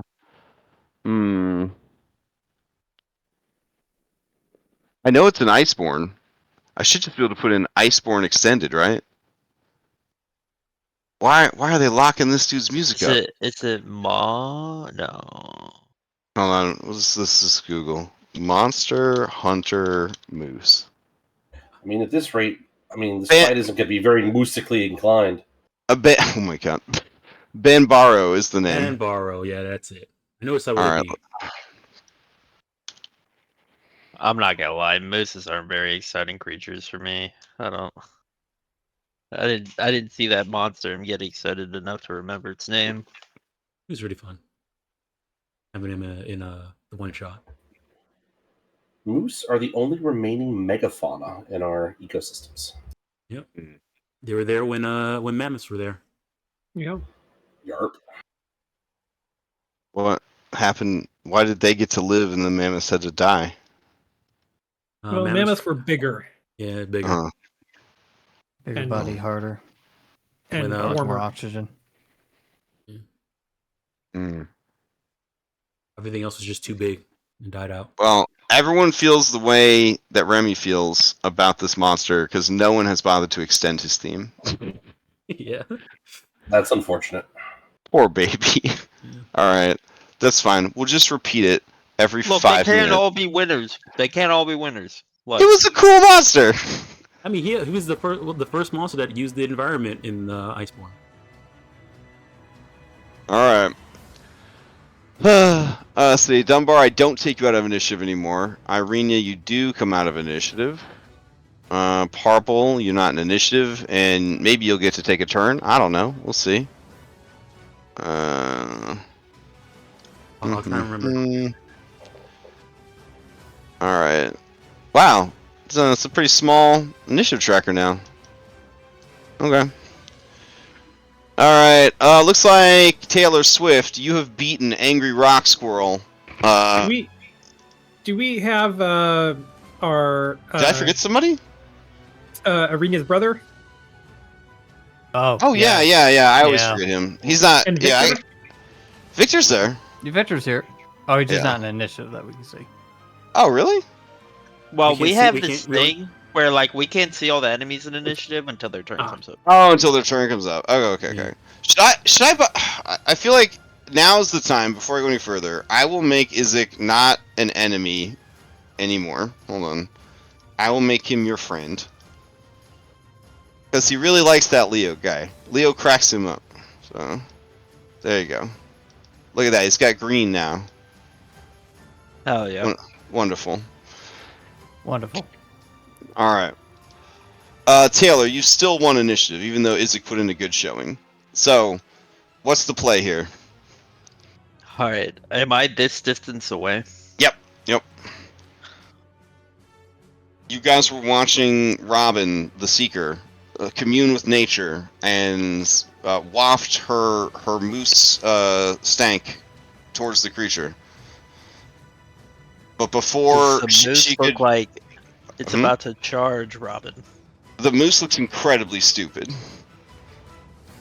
Does the squirrel look like it's gonna charge Robin? The squirrel looks cunning and dangerous, and now that combat started, you can see all of its fur is standing on end, as if it's electrocuted in some way. Oh my god. All right. Man, delaying was cool. I wish I could delay. Yeah. I guess I'll action. Well, that's move, action, move. This like rock situation. Mhm. How's this? Do I feel like I could jump from rock Oh, to rock? easily, yeah. As long as it's 5 feet or less, you should be able to make the jump. All right, I'll bonus action dash. I mean, one would say as a monk, you could make all kinds of jumps, but you might have to do a check to stick the landing. But it's acrobatics, so... You can always step to the wind, right? Step your wind gets you like a lot of jump speed, jump height, and stuff like that. You probably jump the Yeah. whole entire thing. It costs key points, bro. Cutting edge is free. Hmm. So that was the first bonus action to dash. I'll dash again for the second bonus action. Okay. Get to here. And I guess I will attack the moose. Does the squirrel consider me an ally? No. Okay. It considers you its greatest enemy. Let's see. A 17 is going to... Let me double check. Yeah, 17 is going to hit. Alright, Alright. take 11 points of damage. It The does next- seem to take normal damage from slashing. The next attack is gonna be the squirrel. Okay. Alright, as you swing on the squirrel, you miss. Yeah. Okay. I'll use the rest of my movement to jump back on this rock. Good to hear. Okay. And I will pass to Robin. All right. Robin, to you. Is the moose not going to steal? Oh, yeah, my bad, my bad. Me and the moose are kind of dumb, so that's fine. Yeah, the moose is definitely going to steal. It's going to slowly blink its eyes. Like, something happened. Something happened to me. And it's going to, like, look around like, what was it? What did this to me? And then it's going to realize it has been attacked by someone. And that's when it's going to roll into initiative. So, let's see. Yes, the moose rolls into initiative. Bloop. Alright, as it does, you hear the bloop bloop bloop bloop of its Paragon action economy. It's willing to share these with its friend Angry Rock Squirrel. And let's see. Now that it rolls into initiative, it is going to turn on its aura. The moose has a terrible, sort of rancid smell about it.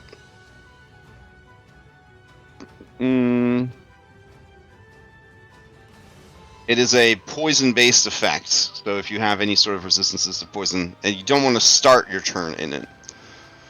Alright, let's see. I mean, this guy doesn't seem to have a lot going on here. He just fucking is big and tough. Alright. Yeah, it's gonna rush forward. Let's see.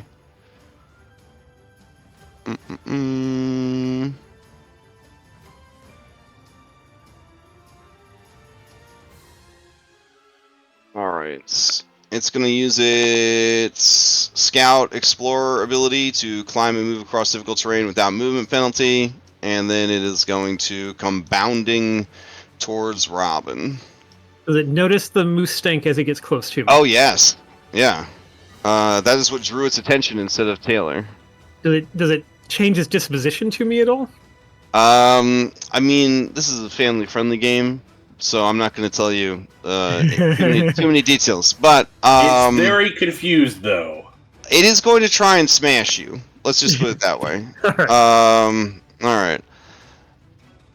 Oh my god! Oh my god! I didn't know it had this ability. Oh shit! Since when is this a family-friendly game? All right. I'll start over. Lines that may not get crossed. So it realizes it's been struck by Taylor. It turns its head, sees Taylor on the rock. It begins to, scratch at the rocks with its hooves, testing the sturdiness of it. But then, carried on the wind, the Druidcraft Moose Coochie heat hits its nostrils. Its eyes dilate until they're just two spheres of horny blackness. It turns its head, and it looks over at you, and in the haze of pheromones, it just sees, the girl reindeer from Rudolph when she grows up? You know what I'm talking about. Anyways, he starts running towards you. His mighty club swinging wildly. Alright, so, as he approaches, he is going to use... let's see, this guy is not reckless, so you got that going for you. It is going to... Yeah, it's going to give you a love bite. So he's going to approach you and try to do a bone-crunching bite. There we go. Alright, that is a 30. So, his bone-crunching bite, his teeth have a 25% chance of causing an injury if the attack deals damage, but it auto-rolls a d100 and got a 67, so you don't automatically get an injury from this bite. But you do take 39 points of piercing damage. Yeah, I mean, the 30 will hit, it turns out. Okay, so he lets out a sonorous... as he gives you a love nip for 39 points of damage. His wingman, the squirrel, pats him on the head like, "You're doing good, son. You're doing good." Before he passes to the squirrel, would you like to steal? Yes. Okay. Yes, I Fair would. enough. Beautiful. Oh wait, he did charge. So hold on. Oh, he didn't use a ram on you though. Okay, never mind. That could have been pretty rough. All right. Then yeah, you're up, Robin. Holy crap. Okay. Okay. All right. We're just going to attack this thing, I guess, with my first attack. Oh yeah, 24 is definitely gonna hit for 6. Mhm. Oh! I think for some reason you didn't take 39 damage. For whatever reason, it's reversed the order that it shows the damage in, and this was like a recent update, I think. Because if you click on it on the hit that I got on you that had a crit on the thing, it maxed the first set of damage, but not the second set. Which is really annoying because it didn't add the 9 damage to the second one. So you would have taken 32 points of damage. Yeah, so I get 7 back. Yeah, you get 7 back. So then you would have hit him then for 9 plus 4, so 13. That's really obnoxious, but Yeah. That's a fun update. yeah, love it. I gotta figure out if there's some way to correct that in better rolls, but we'll see. Alright, so he takes 9 points of damage. Alright, I think because of that, let's see, I think I have a maneuver that I can use as part of that, as a reaction. Okay. Basically, I can continue the swing. It's my cleaving swing, so I'll swing this into the squirrel. Oh, very nice. Okay. So it's basically a free chance to try to hit the squirrel. So you have to roll a new attack on the squirrel? New attack on the squirrel. Okay, got it. Ooh. 9, I'm guessing, misses. 9 Although is I not hit the gonna- squirrel. yeah. Maybe not. No, 9 is not going to. This creature is Okay. crazy fast. Okay. Alright. I mean, you never know. All right. So that is my first attack. So then I get a second attack still. So this will also go at the moose. 23. 23 definitely hits the moose. For 11 more damage. Okay. And then, what size, mechanically speaking, is this moose? Would you call He him is gargantuan. gargantuan? All right. So I will Warden's Mark him with my bonus action then. All right. Yeah. All right. Not to the squirrel, to the moose. I think I marked the squirrel. My bad. All right. The angry rock squirrel. Okay, I think that's my turn. And since I didn't hit the squirrel, I will go ahead and I will pass to that's to Victor, actually. Okay. Passing to Victor. All right. As you pass to Victor, the creature is going to use a Paragon action. And it's going to use the Paragon action to... yeah, it's going to use Paragon action to try and love bite you again. Really get you to know that he's interested, girl. Alright, this will be... not a 30, it'd be a 15. It'd be a 15. So 15 is going to miss, I hope. 15 matches my AC. Oh shit, I deleted it before I could see the damage. Or I don't think it was very high though. I think it was 19. 19? Okay. Yeah, we'll that take it. sounds right. Yeah, 19 damage. Oh, I didn't see. Did anybody see the percentage? It was an 8. 8. It was an 8. Oh no. Okay, then you do get an injury as it bites you. Let's see. Check the bot. Oh yeah. Tremors. So apparently this bite is making you feel some kind of way. As tremors begin to rock your body. And apparently his. There we go. All right, so Victor is up. Victor is unsure of what he is seeing, and he said, "Now I understand what they mean when they say hung like a moose."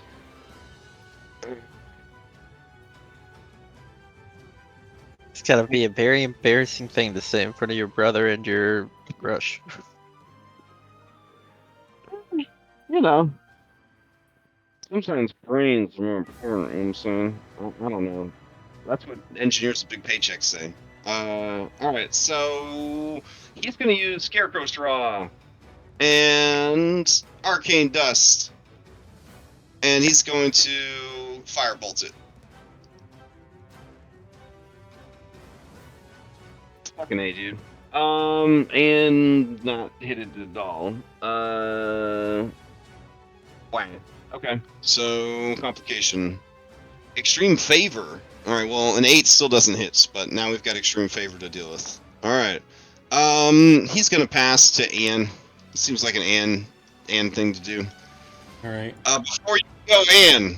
The mightiest Moose he's not getting any reply, but he sees Robin shaken now, so it's only a matter of time before the lovemaking begins. So here's another bone-crunching bite as he continues to try and nom on you.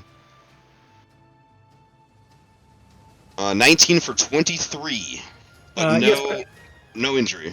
yeah, and I also only take half damage because I'm below half health now. Oh, beautiful. All right, Anne, to you. All right. Let's see here.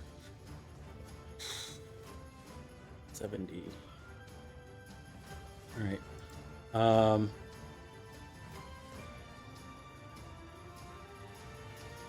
Okay, so action. I mean, no. God damn, I'm not playing Pathfinder. Move, and then bonus action, dash. So I can get up right to it here.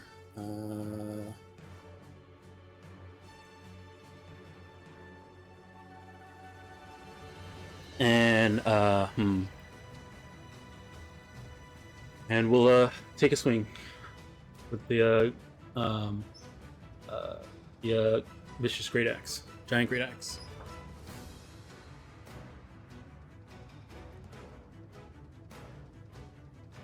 Uh, 10. 10 is not gonna hit. All right. Second attack. This is against the moose, right? Yeah, moves. Yeah. Right, 17 is going to hit. All right. Alright. 13 and 9 for sneak attack. Okay. All right.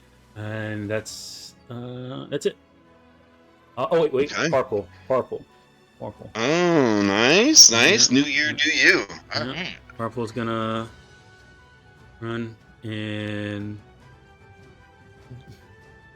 he'll run and let me see which way he's gonna go. I'll go over here. Her run and dash to here. All right, and now pass to we'll pass to Taylor. Oh, Taylor's already gone. We'll pass to Leo. All right.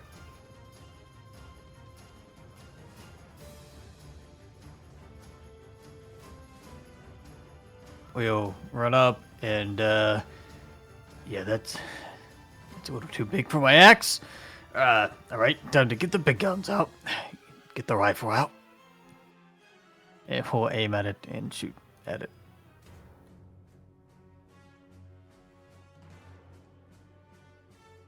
Okay. 17 is going to hit, but a glancing blow to the antlers. Okay. Here's a second. It looks around like something hit me. But the second shot goes wide of the mark. Kind of hitting the rocks over here. Alright. Leo, the squirrel looks at you, and it does, with its two little fingies, it points at you like it's watching you. Like, watch your step. Don't shoot my friend. All right, that is everything for Leo. Okay. Tactic die goes to a d6, everybody. And we'll pass to the squirrel. Oh shit. Okay. All right. So as you pass to the squirrel, let's see. The squirrel sees that its friend has finally found love. It doesn't want to get in the way of that, and that there is this big lady that might be trying to get in the way of that. So it's gonna run up to the top of the antlers, and then it throws itself through the air. It spreads its arms and legs, and a membrane between its arms and legs expands, and it's a flying squirrel. And it enters your space. Now, does this trigger this? Okay. Yes, 100% yes. Okay. So give me a wisdom save. All right. Okay.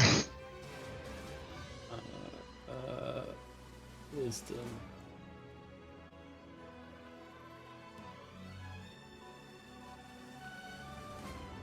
Okay, 18. Yeah, I mean you're keeping it together. You're keeping it together. This thing's All right. getting grabbed and thrown. Okay.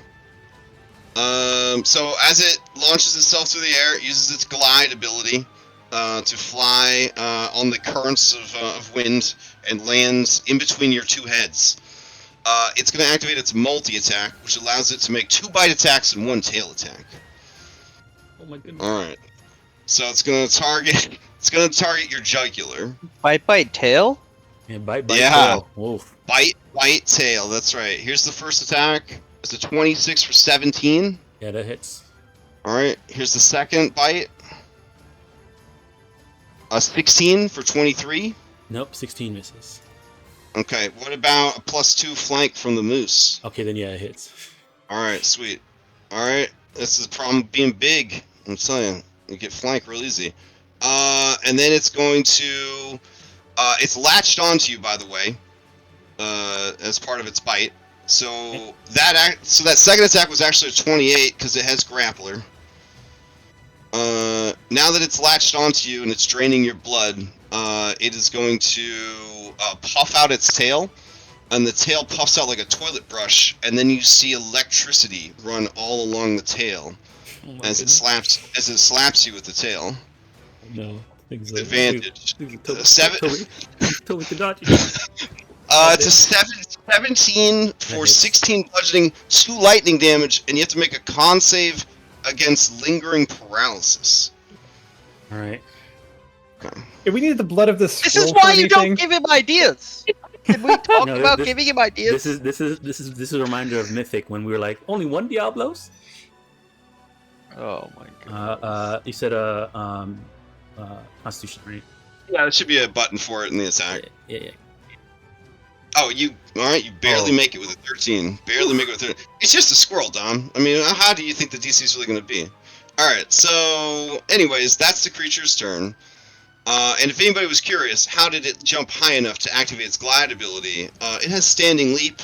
It can jump up to 20 feet high. Or sorry, 10 feet high and 20 feet long, and then activate its glide ability. It's pretty sick. I just don't know It's a squirrel. why you know, it they had do things 2d8 like plus this. 10 to hit.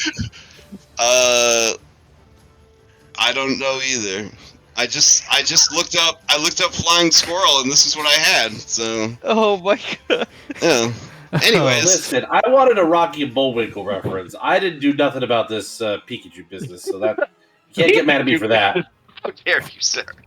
How dare you? Well, Way to Excuse me, just Peter not Chew take any is clearly this accountability. creature's name. Way to just not take any accountability.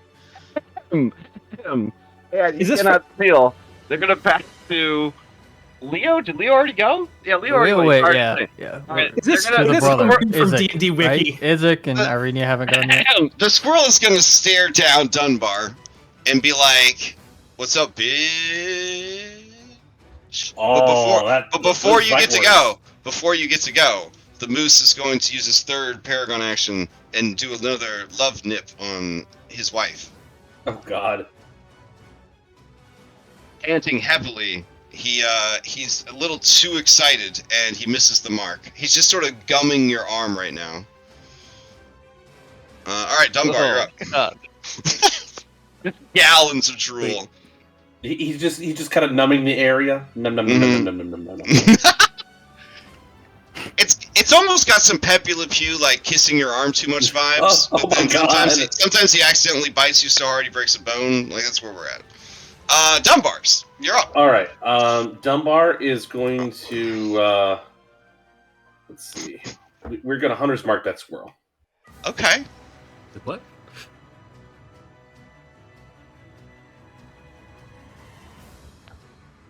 It's something he can do. He's You going see to cast hunter's mark on the squirrel. You see that, Andronicos? Even a fucking dog could do it. Just saying. It ain't that hard, son. 152 episodes. It ain't that hard. Hey, I understand how it is. I forget Papa all the time. All right. I can't get there in time, but like the moose stink, is that repellent to Dunbar, or is it just like I must get the squirrel at all costs? It smells like pretty randy. It's definitely a smell that a dog would be like, I'd roll in it. You know what I'm saying? Like, all right. In that case, we will action dash to get within range of the squirrel. You're just running between Anne's legs, just criking up at the squirrel. Nice. Yes. All right. The squirrel feels empowered. Okay. I guess you just got to pass to Isaac. Yeah, I'll pass to Isaac. All right. Let's see. Isaac is going to slowly approach, and then he is going to say, "Focus fire or squirrel." At the word squirrel, Dunbar will howl. At the word squirrel, yes, and we'll yell. All right. 1, 2, 3. Bro, I feel like you're rolling a lot of dice there. So 21 hits, 24 hits, 15 does not hit. The squirrel is... The squirrel has better armor class than I do? The squirrel has a decent dexterity score. Alright, the squirrel takes full damage from fire. It does not release its grip on Anne's jugular to scream in protest. And then Isaac is going to bolster his friend Leo. He looks over at you, and he just gives you a fucking lumberjack nod with that big metal chin. Alright. The squirrel doesn't care about action economy. He doesn't care about tactically using paragon actions. Motherfucker gonna steal. Someone had the audacity to attack him. And he's not done with this giant yet. He's killed many giants before in the defense of his friend Mightiest Moose. And so another will join the pile of corpses that he calls home. Alright, Anne, is this gonna keep draining your blood? So here we go. Advantage against your throat. It hits. 28 for 18. Advantage against your throat. 20 for 15. Yep. Alright. Puffs out its tail, smashes it against you. 27 for 20 bludgeoning, 2 lightning, and I need a con save against lingering paralysis. Alright, I'm down. Holy shit. Alright. It rides you to the ground. But now, Dunbar, you got him right where you want him. Well, here's the thing. You're underneath. Giant. You don't have timber yet, right? You're not. No, you're not a huge creature. You're not a huge creature. Oh, thank God. Yeah. Okay. All right. Parple. There's just a spray of like arterial blood from her jugular, just like all over the place. As this creature looks like it might climb inside Anne's throat. If you guys don't stop it. Alright, no pressure. Anne, would you like to steal? Otherwise... You know what? This squirrel is of chaotic evil alignment. It will pass to you, Anne. Alright. To save. That's fine. Also, here's your injury for the squirrel taking you to the ground. Oh no! Right. Holy shit, Tom! Right, 2 death saves. Holy shit, Tom! Yeah, might that's like a 1 in 400 chance of that happening right there. Yep. It might happen. We'll see. What a All way right, to go. What did I get? Torn muscle. Okay. Yeah. Okay, you control the initiative. All right. We'll Oh, wait, have, wait, before fucking You purple, dude, applied please. torn. Yeah. You applied torn tendon and not torn muscles. Oh, my bad. Yeah, let's see. That's a much different thing. All right. I'm gonna have purple. Yeah, I'm not sure which is worse. All right. All right. Does Anne have anything on her to drink to heal?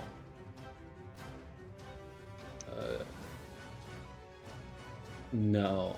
Okay. All right. Purple's gonna try and pull the Squirrel. squirrel off of Anne. Okay. Checks out.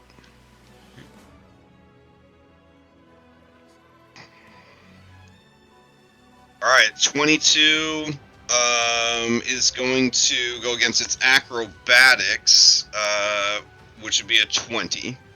So you did it. You have Right. grappled the squirrel. All right. He is going to.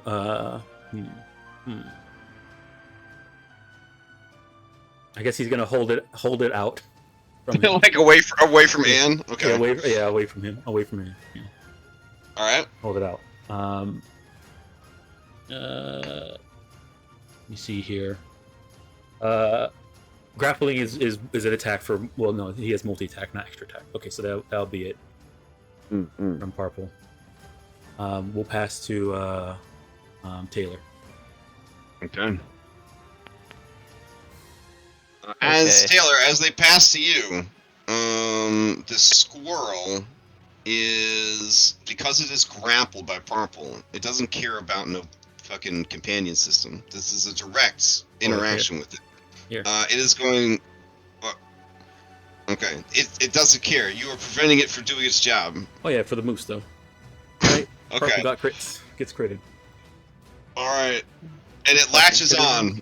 It latches What the onto fuck am I your. watching? It latches Oh onto my god. to your hand. You take, and you get torn muscles as well. As it just starts rending your flesh. You take Dude, 30. this thing is a fucking surgeon. You take 34 points of surgical damage as it begins removing tendons from your hand I'm starting to and see a new devouring timeline. them. Holy shit. Alright. Hey, listen. I'm all about equity. None of the other groups have faced the moose yet, so now they will also face moose and squirrel. So No, I don't think I wish it on them. too bad. Too bad. That's how equity works.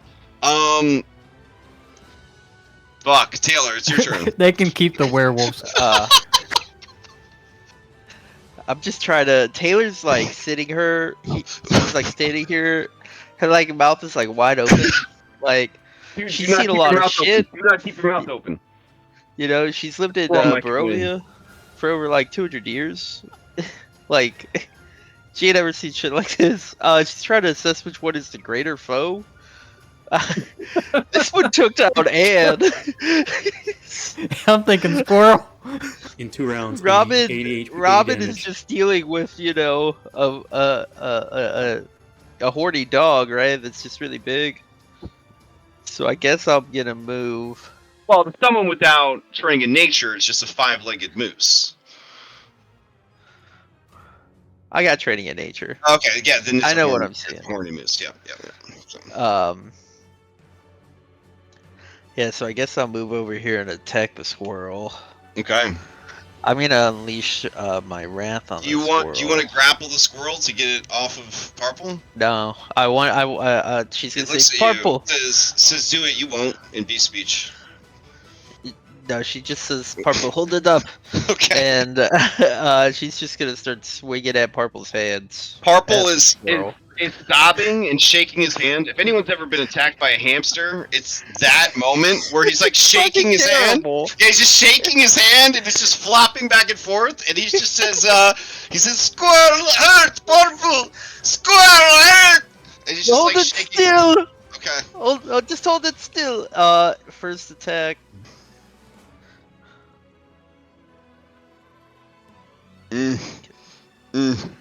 Alright, well. Alright, let's see what happens. Extreme favor. Again. All right. You So can use that tack to say. Guaranteed, you can't hit that thing, please. It's a D6, right? D6. So you use All right, it I'm on gonna use it on the next attack? one. Here's all my right, go D. for it. Here, Add a 4 to this, whatever you roll. A 27 is pretty good. It hits.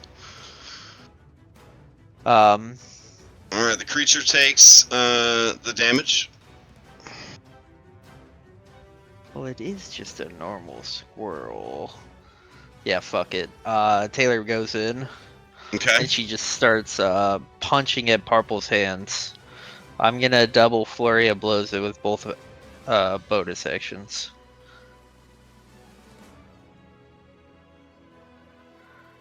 It's a 17 hit. It does not. I'll be smart and I'll get flank on this next one. 20 20 is just enough. for minimum. Oh. 21. That's minimum. 21 is gonna hit.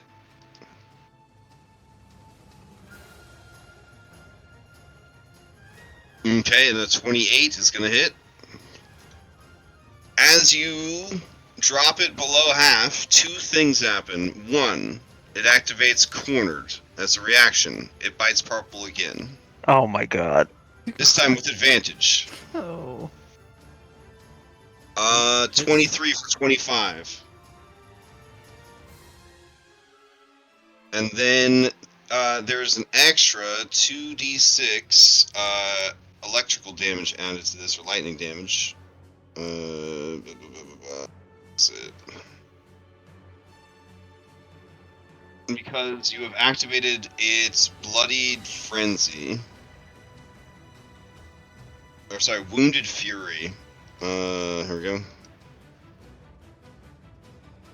So 6 more lightning damage. Alright.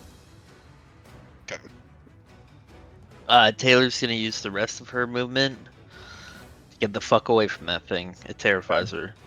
Alright. We'll kind of just Through a mouthful of Purple's hand tendons and blood, it gargles out, "You're next" in beast speech. Oh no! I wish I could move further. Don't worry, only Dunbar can understand what it's saying, so. But does its voice sound like, "Okay, Smoke, you're next"?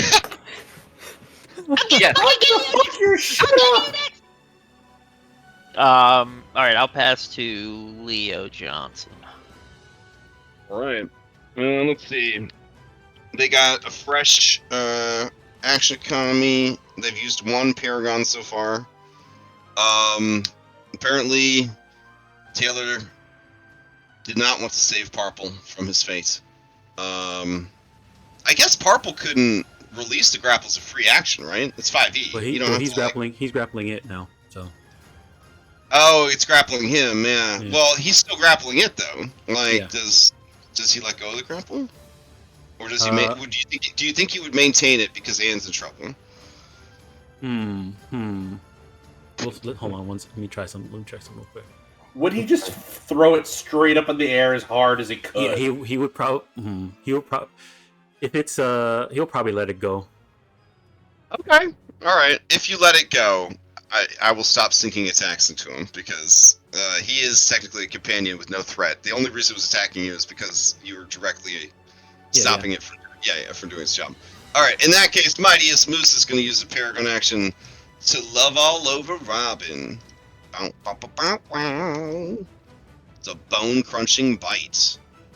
29 for 25, but no instant injuries, so that's good. Yeah, and half damage because of Yep. stuff. See, you're perfect for this. The best Lady Moose I've ever seen. Alright, Leo Johnson, you're up. Isaac looks at you, Leo, and he just says, Squirrel. Agreed. Squirrel.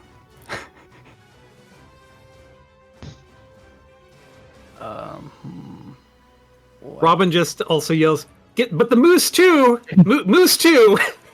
As you approach, As you approach Purple, he turns and he looks at you. His eyes wide with panic, his face stained with blood and tears. He holds up his mangled hand, and blood just sprays out from the wound everywhere.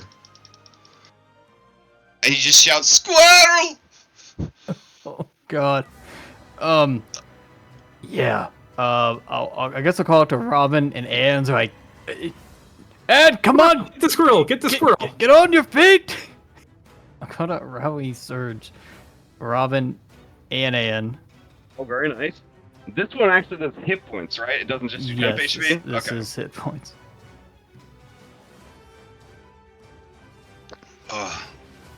Love that 4E Marshall sneaking back in. It's good stuff. 14. Yes, Okay. yes, 14. And Leo's insistent and incessant voice reaches you, even in the dark place where you have gone. You hear Purple, who for a second sounds like Dan, crying out, "Squirrel," in a terrified voice. And you're taken back to that core memory where you got your fear of rats from for a DM inspiration. Yeah, do you want to tell us that story real quick in the middle of combat? Sure, yeah. Okay. So there was the I guess this is more of like what she's thinking about now. Is that it was more it's a little bit more worse than that than what it actually was. She was in the death house, but now she's actually her size that she is right now in the death house. Okay, So it's even worse. She's barely have to, use her hands to like maneuver and hold the walls back, and then as she gets stuck going through one of the doors, and when she opened the door and was stuck, she sees all the swarm of rats coming down the steps where she's stuck, and she can't. Her arms her legs are stuck. She's trying to use all of her strength to move it out, but she feels all the injuries from going through here. Her leg is gone. Her hand is gone, and the rats are just climbing into everywhere. She can't do anything about it, no matter how strong she is. Damn. All right, do you deep inspiration? Leo, what you got? After you heal them back up. Yep, we're shooting the squirrel. Okay. Hopefully. All right, let's see. A 20 is enough, and a 20 is enough. So it takes, looks like 32 points of damage. Yeah, then I back up for that carnage. That's my turn. All right. Who do you pass to? I will pass to first combat, right? No, you've got Dunbar, with- Robin, Izek, Victor, and Mightiest Let's pass Moose. it, Izek. We're on the same page. Going Okay. to squirrel. All right. As you, Squirrel is going to spend the third Paragon action of the round, Rushing Izek. So Purple, it is gonna run past you. Do you wanna give it a little love tap on the way by? Or are you gonna let it go? I mean, you could just try stomping on it. He's gonna shove it away. Okay. To give it a little boost. All right. So, It has a 10-foot high jump, so it's gonna just leap up the He'll shove it prone. Oh, you're gonna try to shove it prone? Okay, go Yeah. for it. This is a DC 20 you're trying to beat with your athletics. Athletics. Oof. All right. So it leaps up into the air, activates its glide, and it lands circuitously over on Izek's. So when it passes this square Yeah. right here, Mhm. I'm gonna opportunity attack it. All right, go for it. I can't target it, but I realize we're not playing Pathfinder. Okay. 14 I'm is gonna not gonna boost it. hit. I'm gonna All right. spend 3 key Okay. to boost it. All right, that is gonna hit then. 420. All right. as it closes in with Isaac and it lands on his face, he is going to use Bully as a bonus action to try to shove it off. Is this a Paragon action? Well, it's not attacking him. It's already moved and landed. Like, now he's taking his turn. Like, Isaac's taking his turn. Oh, is it? Oh, yeah, sorry. Yeah. I thought the okay. squirrel had bully. You know, with Dom. Dom. It's just a squirrel, buddy. Calm down. All right, so... Oh my god, just calm down, Tom. Yeah, all right. I'm going to roll Battle Axe, but this is going to represent him just trying to, like, grab a hold of it and, like, you know, smash it. He's going to miss. He's going to miss. And 25 is going to hit. He grabs it in his hands and he just squeezes it in his giant, like, demon fist until it pops.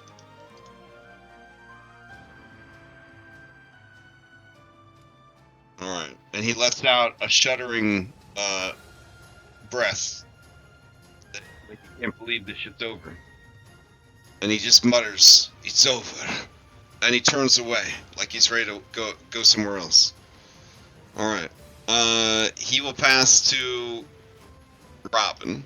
Robin, as he passes to you, the mightiest moose is going to use his last Paragon action and try to give you another love bite. Now that it's closed for combat, it doesn't really have a lot going on. 25 for 21, and it causes an injury. As it bites you too hard. Rattling your brain. I think, honestly, what you're witnessing up close, smelling the way you do, is probably causing more brain damage than this, but you now have a concussion on top of everything else. Yeah, But it's your turn. Yeah, Robin just kind of yells like, "What? It's not over! Moose!"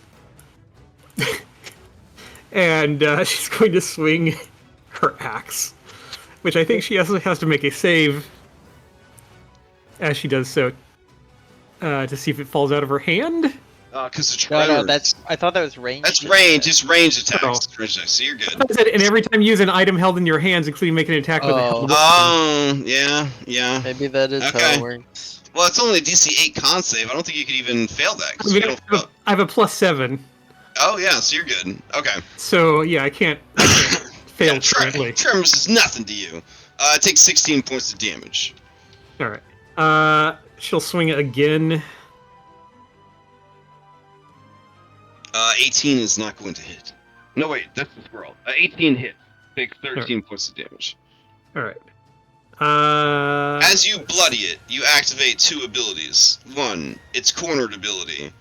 And 2, you've made it angry. It now has advantage on saving throws against charm, frightened, knocked prone, and stunned. So, it's gonna trigger cornered and give you another bite. This time it realizes that you're trying to hurt it. 29 for 29. Yeah, I mean, yeah. Okay. Alright. Let's see. Oh, actually, I should have probably had it ram you. Oh, well, I already bit you, though. It's fine. Okay. Keep going. All right. Let me see here.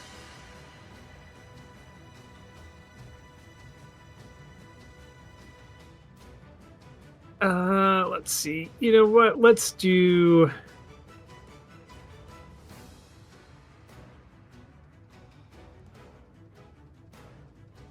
You know what? As my bonus action, I'm going to do a catch my breath Sounds good. and get 10 HP back.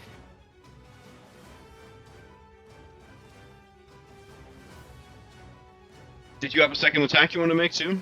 Did I not already make that? I thought I did. Oh, no, yeah, you 22. did. Yeah. Yeah. Okay, my bad. All right. Okay. And then Irenia is going to move up. Mm-hmm. And you know what? Let's have her go ahead and I guess let's have her attack because, I mean, damn. So she's going to fire her crossbow. Okay. And she gets 2 shots with that, right? With her multi-attack. All right, 13's not going to hit. 24 is going to hit for 6. If I remember correctly, for getting the blood, all we need to do is get it bloodied. But Correct, yeah. But you At would this point- estimate that this creature has a 50-foot speed and ignores difficult terrain. oh, what does the aura do again? Oh, I've been forgetting to ask for the aura. When you start your turn in the aura, you're supposed to be making con saves against poison because of the smell. But I completely forgot. That's on me. That's on me. So. All right. Well, then that is Robin, and I guess I need to do a D6 for.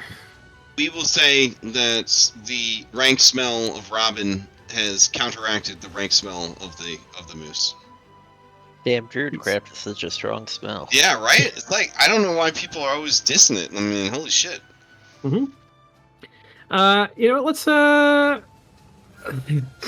Let's pass to Dunbar.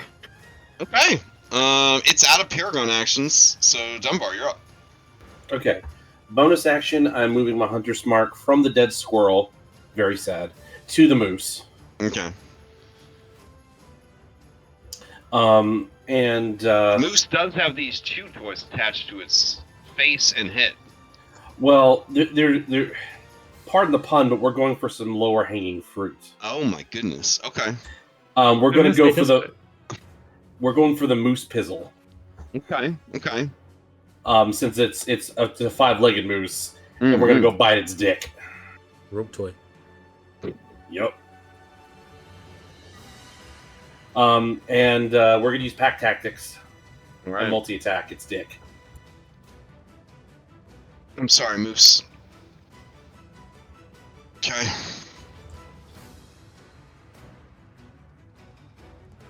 With All Wayne right. not here, I mean, Dunbar getting involved in combat.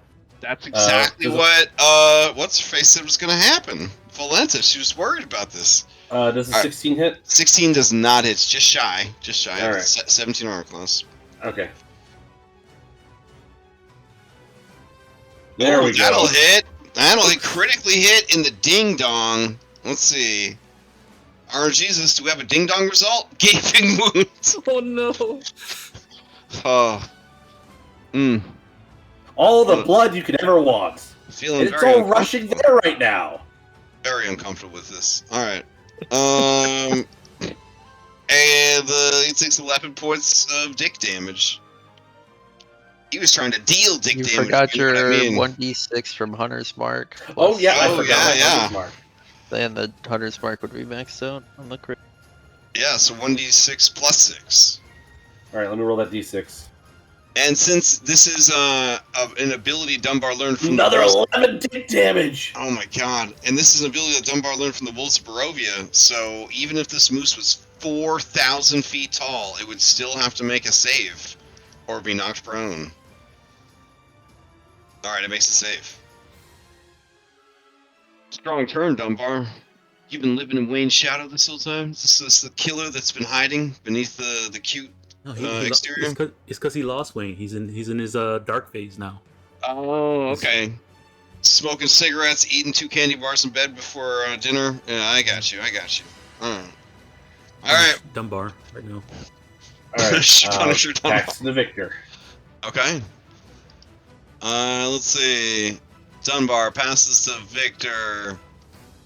Alright, Victor. He doesn't want to use up his spell slots, you know what I'm saying? They're precious to him. But then he remembers he has this fucking staff. Insolence, is what the staff has told him its name is.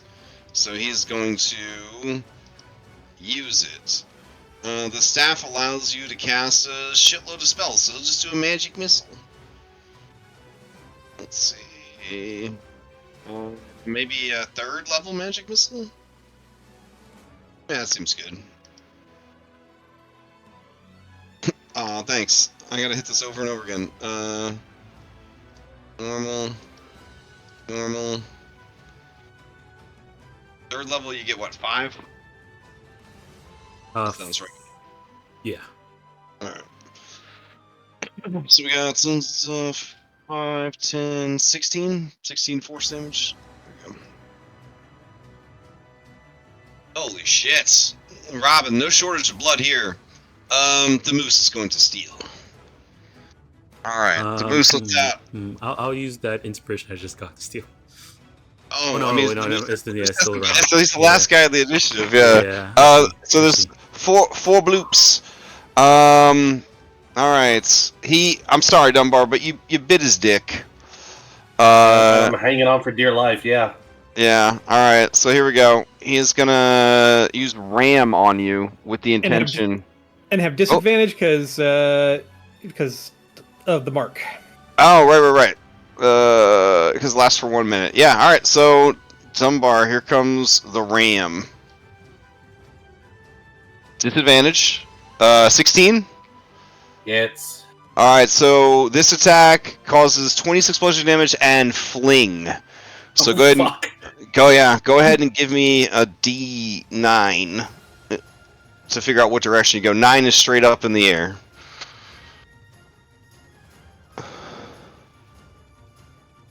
Six. Okay, 1, 2, 3, 4, 5, 6. So you go 60 feet this way, which would put you in the water near the deep end, and it's very cold. So you sploosh down into the water, but no damage from colliding with anything, so that's good. Well, lost Hunter's mark, but oh well. Okay. And then... that was a lot of damage.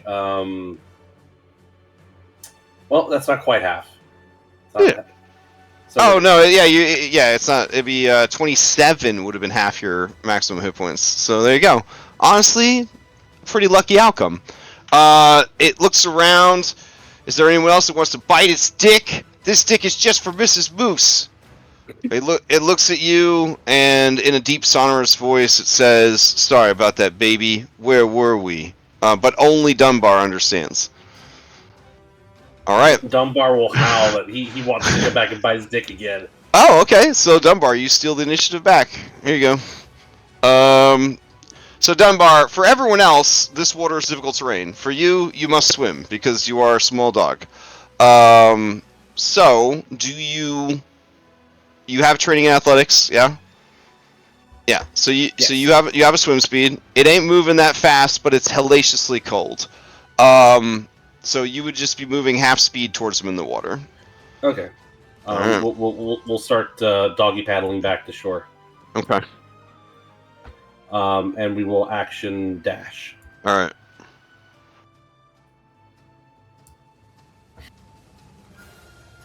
Okay. With its very poor it's actually got pretty good perception. Yeah, shit, it was just rolled bad earlier. It sees you coming back, and Robin, much to your relief, its dick starts to shrink in size because it doesn't want to get bit in the dick again. That hurt real bad. All right, you control the initiative, Dunbar. All right, Dunbar is going to pass to Robin. All right, Robin. So she can make a decision about what the fuck is going on here. Robin's going to swing at this creature, maybe at the dick if she can reach it, but oh my god, whatever she can get at. All right, as you swing at it, it kind of like turns its head and parries with its antlers. Mm-hmm. Again. All right, you tug the axe free and spin around, critically hitting it for 28 points of damage and an injury. Bumps and bruises, no additional effects. All right. Still a shitload of damage. It is near death. Robin, I have an important question. When it parries and then you counterattack, do you tell it that you dictate where the damage is? Oh, Jesus Christ. I'm just looking through my stuff here to see if I have any maneuvers I can do against it. Any A5E maneuvers that are like, if you critically hit and deal over 20 damage, you can chop off their dick. A5E maneuver. That's I mean, that's more class feature. I have one that's really close to that. That's like a cleric of Kyra, I think. Class feature. Yeah. Mm-hmm. So. Channel divinity. Yeah. I have a. Channel divinity. Is that what you said? Yeah. I will use my maneuver bulwark Okay. and brace for a counterattack from this thing. So when it attacks me, and if it hits, I can roll my my battle die to reduce damage. Basically, That seems like a good idea. Yeah. yeah. So we'll do that. Okay. It is for real, for sure, gonna steal. All This right, is your I'm this is using your that- time, I'm using man. that inspiration. All right, and time. Before that happens, Arena has not moved yet, so she is going to shoot her crossbow, Okay. Okay. just in case.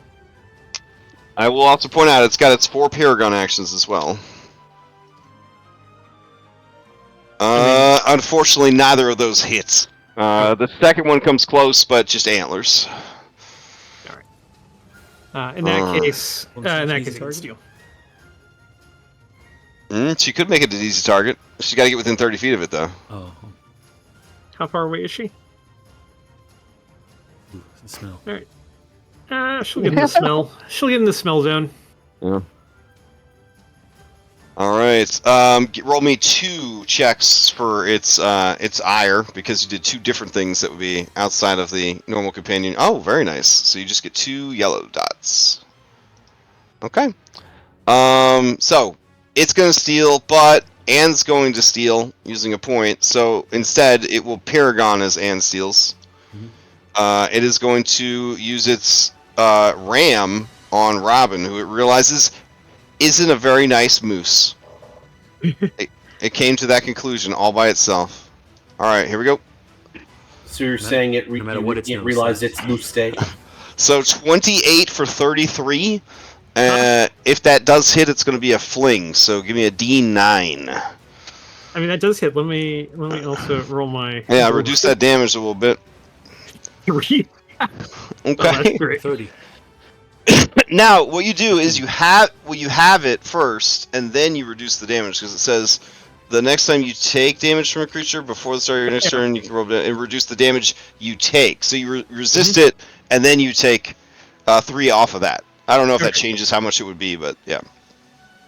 I mean, So 16. All right, and D8. So you get thrown back by your allies. You actually get thrown off the map. So there she goes. All right, so I don't know if there's trees back there or not. I'm gonna just assume that you land in a pile of snow. All right, that works. Anne, you're up. All right, stand up. Prone. Hmm. All right. As she stands up from prone and coming off of that fear, she's gonna rage. Okay. For this, hold on. And then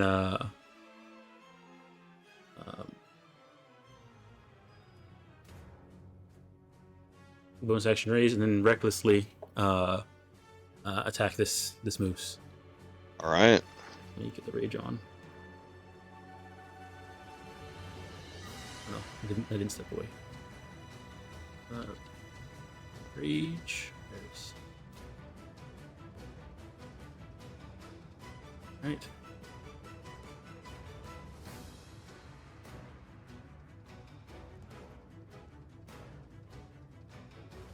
A 19 is gonna hit. Anne, how do you finish off the mightiest moose, or the mightest moose? Because there's no I in there. How do you finish it off?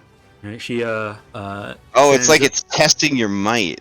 The might test moose. Oh shit. Anyways, how do you finish off? So she stands up from prone, like using part of the axe as like a stand up, rages and yells, and then she just from the axe that was down on the floor, head down, she swings it back around over her head, straight down between its antlers through its skull.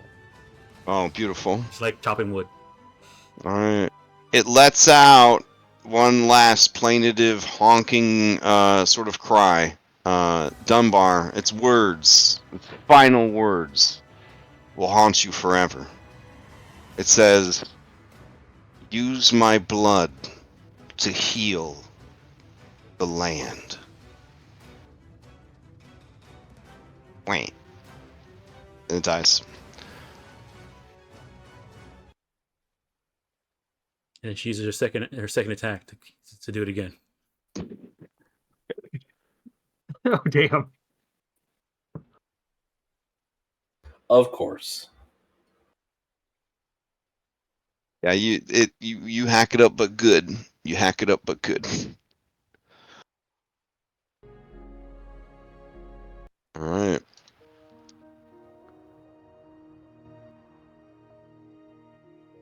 I stopped combat. Is everybody good with that? Nobody's like bleeding to death or anything? Not at the moment. Okay, Nope. great. Nope. Yeah, Yes, I think we're Guys actually are so fine. strong. Wow. Yeah, Robin would make her way back from wherever she got flung into a snow ditch. Okay. Dunbar will go over to Leo after he gets out of the freezing cold water, and he will shake all over you. Oh, damn. And then he'll also look Wayne for, affirmation that he did a good job. Oh, yeah. He kneels down and gives the some back rubs. Looks his pockets for something to maybe dry you off. Leo, Minadora is tugging on your sleeve, and she whispers to you, Why did it have 5 legs? Was it a mutant? I guess I woke up all of a sudden. The moose had 5 legs. I didn't even notice. Yeah, there was like a big red one. Wait. And then her face looks horrified as she stares over at it, as she stares at Dunbar, and then she's just very quiet for a while. Dunbar will interpret this as, "Oh, you want it?" And he's Oh, gonna no. run over and he's gonna start trying to remove the dick. Oh no! Isaac looks to you, Taylor, and says, "This is all that's left of the squirrel." And he hands you angry rock squirrel fur.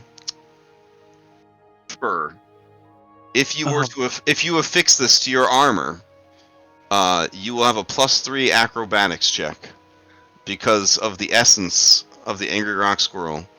Oh wow. Taylor says we'll find a good use for it, and she'll go and she'll like rinse it in the water, and then she'll I guess so it's got like no guts left. It's just the fur.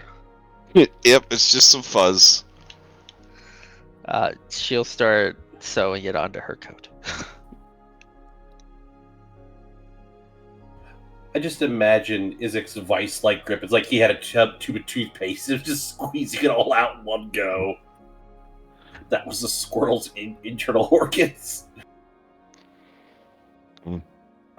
Robin, the Seeker, you feel a great sense of loss at this mighty creature who represented the endurance and strength of the land. Yeah, Robin is like overbite. She's not happy she had to fight or kill this thing, but so she's kind of reverently over it. And Arinia had a bunch of Wayne's belongings, and I think Wayne had some flasks and stuff with him. Mm-hmm. So she would bring Robin a flask to put some moose blood into. So Robin would carefully collect as much as she could fill a flask with. And she's also very much debating whether she needs to dig the heart out of this thing and eat it, based on what the Vistani said. Well, I will add my test moose blood to your inventory. Yeah. Is there any kind of check I can do to see how much I believe what the Vistani said about that? Vistani / I mean, you could do, I would say, a religion check or a history check.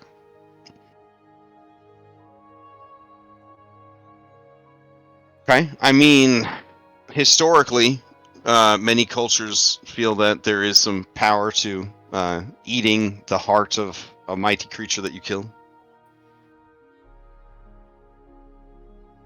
Robin will. But Robin will- those guys did seem kind of shisty on the road. So Yeah, Robin will cut it out, and like I think she'll ask Arinia about it.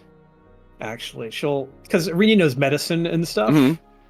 So she'll kind of like maybe try to cut the heart out of this thing, and just say the Vistani that we met, they said if I eat this, there's knowledge to be learned. Do you think it's worth it? she kind of looks at it and she says, "I don't know. If Kavani told us to do it, maybe, but the Vistani, they could just be having fun at you. Also, it's a big heart. Can you eat the whole thing?" Do you think I have to eat the whole thing to get it? Maybe I could split it with Anne. Maybe we can each get part of the knowledge. I don't know. Do you think one bite would do it? As you mentioned giving Anne a heart to eat, you hear her stomach grumble. Her main head looks away. The other head looks at the heart. Is there other stuff out of this moose that should or could be harvested? Yes. It's hide. You can get 8 D6 rations off of it. And of course it's antlers. I mean, we should definitely get as much as we can off this thing. Okay.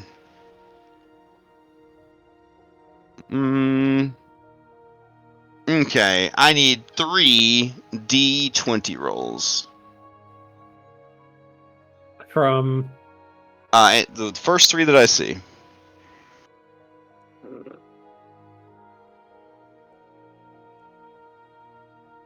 Okay, so let's see, an 11, a 12, and a 2.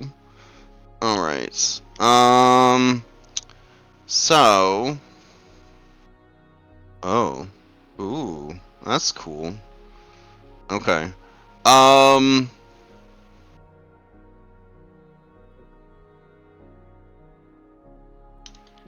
have to look something up. You get a heal from Irenia. Why would you need one of that? There's a big Okay, achievement so- in the Point X. You can take, let's see, you got its horn, you got its heart, and, what the hell? I don't know what any of these body parts mean. Alright. What is a chine? Oh, I think it's his chin. I think it's a typo. Okay. Alright. So... No, it says shine. Wait, if it's leg and exclamation marks, I thought, or not, or quotes, I mean. I think we've discerned what that means. Oh. Fair. Alright, then let me see what it does, and I'll just figure out what Backbone or the... spine. Oh, is that what it is? Okay, Yeah. cool. Alright, and then you find... Yeah, you can take its spine, which is actually pretty dope. So, alright, so with its spine, you can, integrate it into your armor, and if you do, it gives you powerful build. Ooh. Or, you can integrate it into a weapon, and the weapon will deal an extra 1d6 cold damage. With its with its heart, if you eat the heart, you believe you will gain a new ability. But you don't know what it is, or if it is beneficial, or not, or how long it will last. And then finally, the horn. You could integrate the horn into your armor, and it would give you resistance to cold, or you could integrate the horn into. You could turn the horn into a weapon, which is pretty cool. That weapon would count as a great club that allows you to cast catapult from it once per long rest. That's kind of neat. A magical great club that lets you cast catapult. It's like a lacrosse. Yeah. I guess it has like a little like nook in there that you can use to chuck stuff. That's pretty cool. Is there like a nature check that can be made to figure out what ability you'd gain from eating the heart? Yeah, sure. Give me a nature check. Since we're getting close to the end, I'll just throw the expiration on it. Okay. D8, right? With your check, you were unsure. You were. It must have something to do with Constitution or strength, you're thinking. Something to do with just being beefy. Well, let's see if Yeah. I'll add the effects. Okay, so just a 2. Yeah. You're gonna have to just go with your gut on this one if it's worth it, and then who should do it. But only one person could benefit. Essentially, whoever eats the most of the heart. But it must be consumed, within a day, essentially. Yeah, Taylor will just say, Anne or Robin should eat it, or maybe Isaac.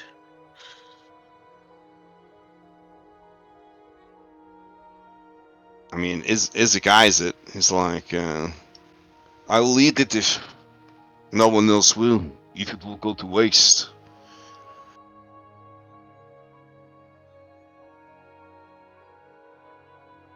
Purple needs a heal. Robin will say, I'll eat it if we think that it will actually do something.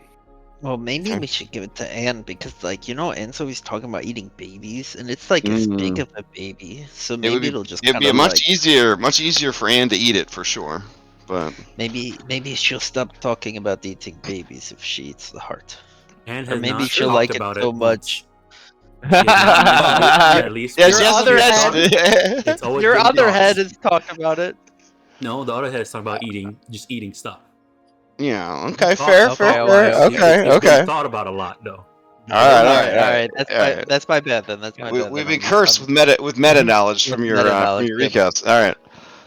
Yeah, Well, Taylor always sees Anne eyeing babies, so Yeah, she has definitely looked at babies though. Minadora In a motherly way. Minadora has felt eyed, like for sure, in a hamburger way. Oh god, that's not a good feeling for a child, like or anybody. Robin feels a little bit like it's her responsibility, just because. Oh yeah, for sure. But she'll look at Anne and she'll kind of walk over to her and she'll just say, "I feel like this moose was my responsibility, so I should eat the heart. But if you want it," and she'll hold it out.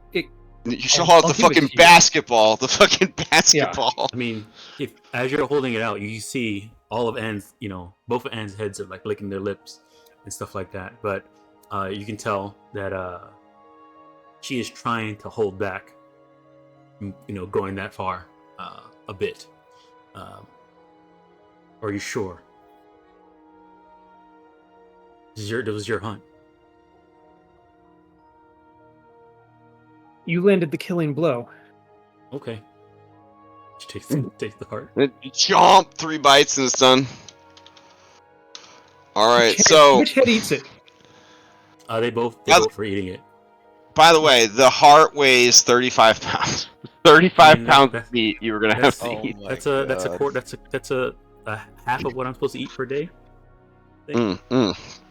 Well, good news. I feel like the two heads just Lady and the Tramp. Like one head takes a bite, the other head takes a bite, and then they just kind of beat the Her invisible hand is holding it. Her invisible arm is holding up in between them, and they're both eating. So you're just seeing a floating heart being eaten by 2 heads.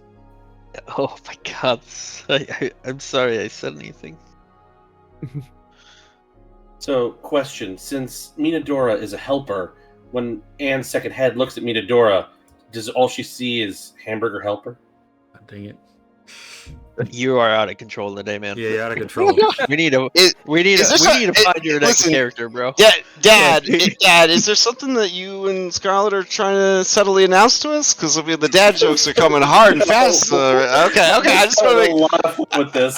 Okay, fair. So this does not give you any of the secrets of life and death or nature, but maybe it does, because now you understand what it is to be an efficient eater. All consumables you eat or drink affect you twice. Wow. Wow. Yeah.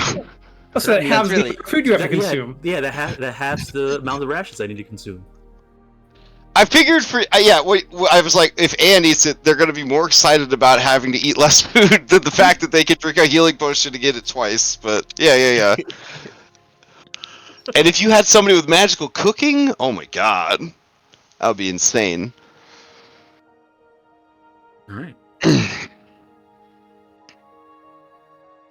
Okay, I would say dressing and all that with the corpse, given its size, gonna at least put you guys another hour or so, with all of you kind of working together here.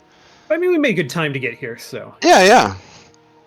All right, so now you have 5 more hours to get to the cave. And How, we've traveled when we- 7, When we use Yeah. our healing surge, how many hit dice can we spend? up to half. Up to Okay. half. That's what I thought. Perfect. And you can't do it again until long rest. Yeah. Or we could just take a short rest and you don't use it.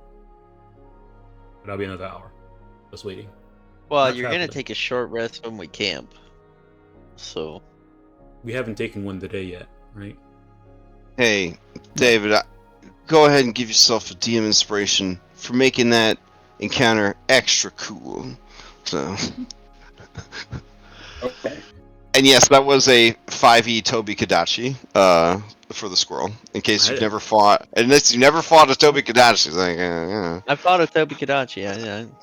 yeah. Oh right, yeah, we fought them together. That's right. Yeah, it was Yeah. actually it was rough. It was rough. It was rough. It was Yeah. one of the Yeah. rougher fights in the campaign. Yeah. Yeah. Oh man.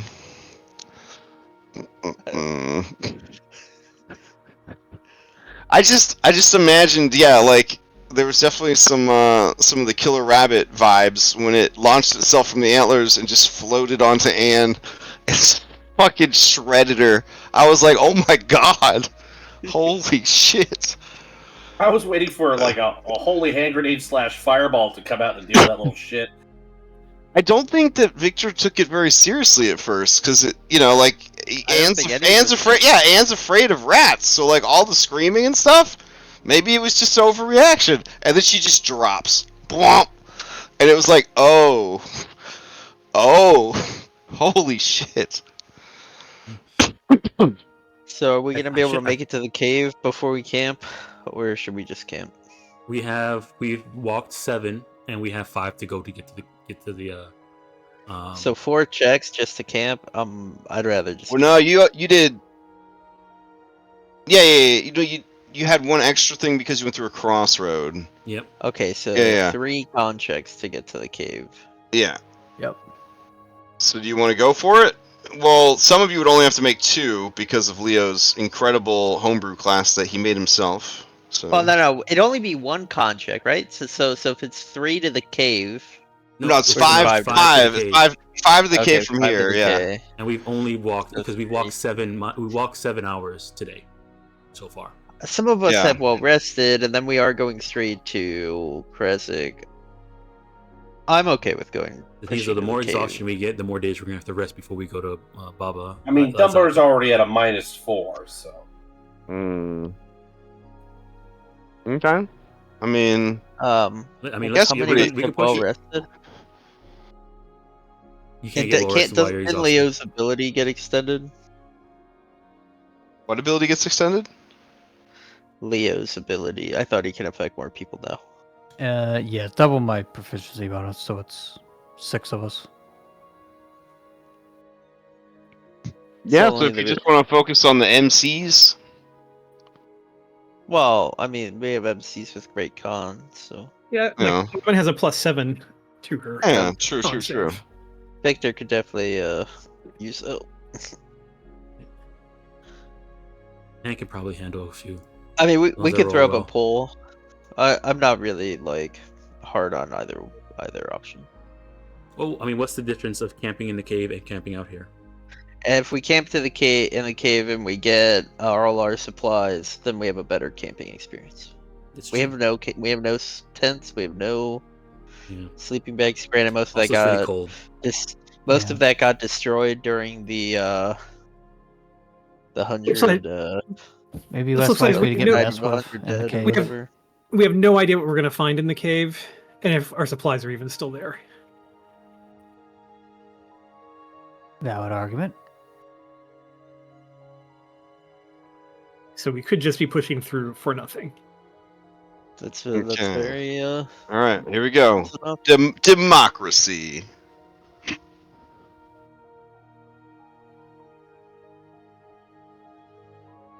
Wait, is it 3 checks to the cave? Well, 3 con checks. Oh yeah, because 5, Yeah, 7 yeah. and 5. Yeah. Okay, yeah. Yeah, it's 5 random encounter checks, but it's 3. And I mean, we can short rest before we go. I'm fine with that. That does add an extra encounter, but not an extra con check. Mm-hmm. We can heal up. In that case, I don't need to use a healing. Plus surge. the encounter check from the gunshots. That wasn't already rolled. No, I'm saying No, that not was yet. that was already Oh, rolled. Yeah. but- It may or may not be on its way right now. I mean, that The moose giant needed it. bird. Squirrel needed it. You mean the squirrel needed it, not the moose. The squirrel. Yeah, that too. Yeah, if we stay here too long, we might get our world rocked. Well, we could. How far from the road are we? 1 hour. But the road is not towards the cave. Yeah, it's not towards the supplies. What do you mean? I thought it was towards the cave. I thought we had to go. I'm on the map. Okay. The moose was off the road, and so we started So walking towards the moose. if you look at if you come to the map with me, right? We had to go east, right? So I'm guessing we're like right here. Remember, the map is not the most accurate where things are. Yeah, from the actual map, you guys have 5 checks to get to the cave. So it's pretty accurate because you remember it's difficult terrain right here. So let's see, where's your 5e travel calculator? Because we rolled 2 hours of encounters off of the road. We rolled 2 forest. Correct. Right? So would we be like around right here? Because we just got off the road. Ooh, yeah, fair. Let me double check. It might reduce it by 1 whole check, but let me see. I'm Now just you- saying, if we can like walk an hour and hit the road, then we should walk an hour, hit the road, rest So on the you were road, there. and then go to the cave. You were traveling there. You would have made it 3 miles, and then it's still the same distance, guys, to the cave. Okay. Yeah. So if we go back to the road, we're just at we go back to. So what he's Oh. saying is, we go back to the road and rest, so we're not resting in the forest. Oh, that's a Will good that option. add- Yeah, will that you add could. time? Well, tomorrow would be a slightly longer walk, but you'd still be able to get to the cave and Kresik in one day. Yeah, but like we're trading that time for not having to rest multiple days to get rid of exhaustion if we get exhaustion. Because anybody that Yeah. gets exhaustion, that's another day of sleeping. Oh Not wait, hours. yeah. If somebody gets exhaustion, we lose a whole day instead of a couple hours. Mm. Then let's just rest and go to the cave. That's what I'm getting. Okay, so you're gonna head back to the road to rest with less chance of encounter. Yes, and then tomorrow you're going to. No, Yeah, no, press no. it. I think we're gonna short rest. Okay. All right, here Now. I'll roll to see if anything happens during your short rest. Oh boy, It does. Well, All right. do we complete Another the before moose. this happens? We will roll. Somebody give me a D6 to see how close to the end of the short rest you were.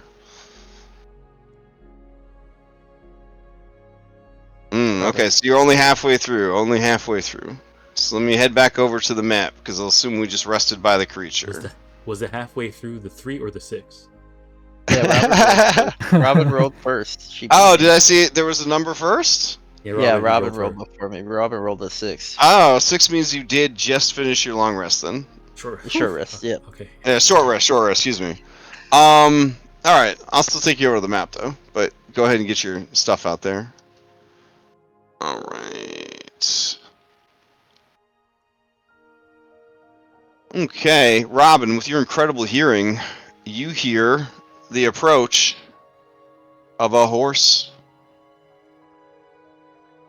You hear it kind of making the whole like kind of sound, and then like the clop, clop, clop, and then the crunch, crunch, crunch of it going over stones and snow. The Seeker's dagger thrums with a sort of reaction to whatever is approaching. Robin will like stand up and alert the others. All right, you see from the same direction that the well, I guess you wouldn't have known which direction the moose came from, but you see on the other side of the stream, approaching through sort of a tangle of small pines and fallen trees, is a horse. The horse is very much dead, yet moving. Its hide is gone, leaving raw, purplish flesh exposed to the elements. You see very faint, almost spiderweb thin wisps of a silvery mane. Its eyes are two bloated, sightless orbs, and a prismatic, crystalline horn juts from its forehead.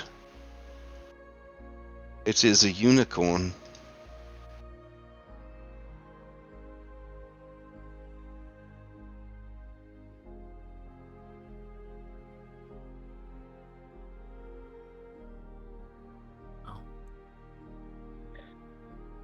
Well, an undead unicorn can't be much harder than a squirrel, right? Or large Dunbar's moose. going to call out at like, "Hey!" Oh, okay. Hey. Dunbar calls out "Hey" to it. Yeah. Dunbar, in your mind, you hear, "Be at ease, my small friend. I have come to find the Seeker."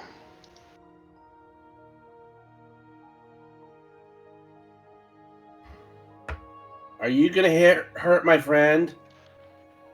No, I have come to lend my aid. Dunbar's going to try and insight it. Oh yeah, give me an insight. Seems legit. Okay. After bjorking at the undead unicorn, he's going to trot over to Robin, and he's just going to sit at her feet. Okay. Robin, as Dunbar comes to rest beside you, you hear a voice in your mind, and the voice says to you, "I am called Argyros. I was once a servant of the Fanes, a guardian of these lands. I died, but my spirits could not rest with the land in such turmoil. And so, I endlessly wander, slaying evil, and seeking the Seeker."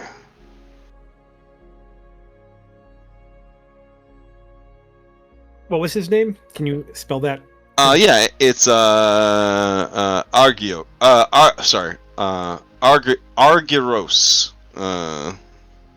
Is Argyros, or I think it's Yeah, I think it's Argyros is how you pronounce it.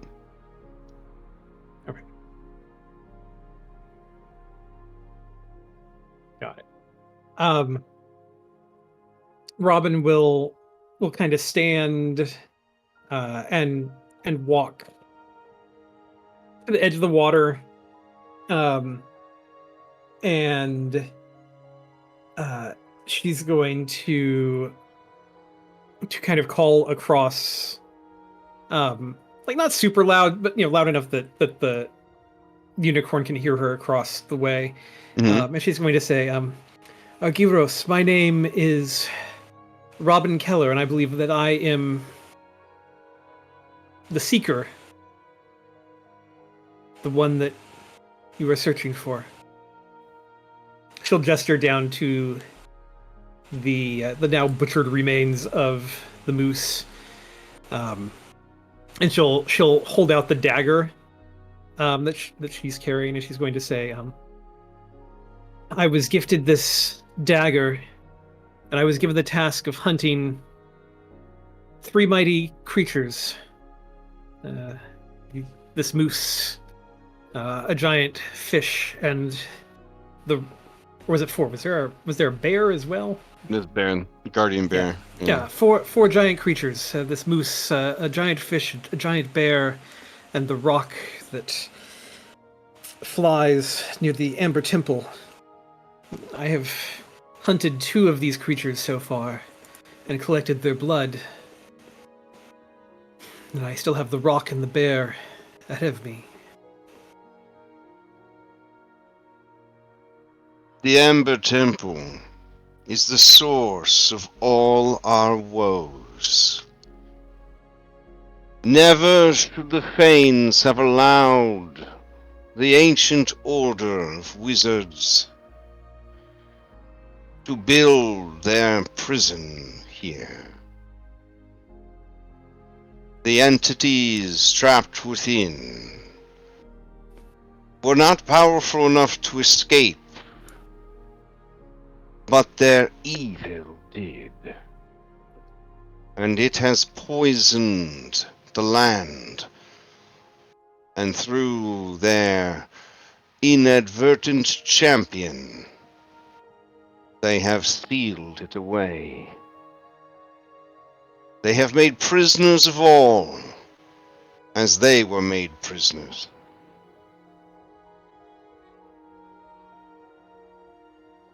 I seek the destruction of all evil.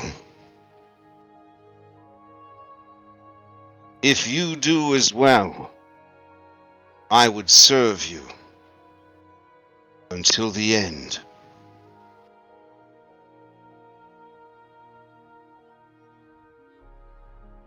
I, too, seek to destroy the evil that corrupts this land. And I believe that my traveling companions do as well. They have helped me in my hunts, and we see the blight that has taken over Barovia.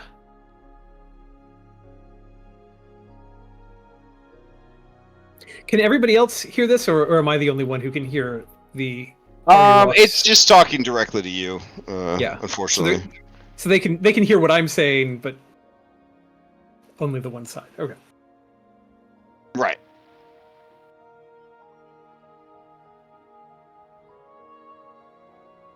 If you would wish to help in this fight, I would welcome your companionship.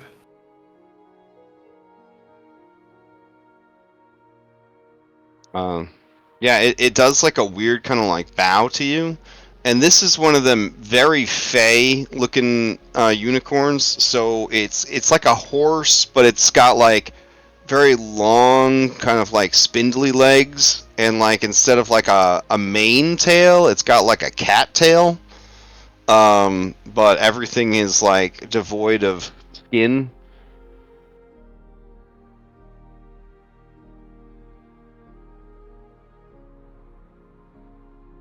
And it just sort of hops across the rocks. It looks to Mytest Moose, and it bows its head in respect to the corpse.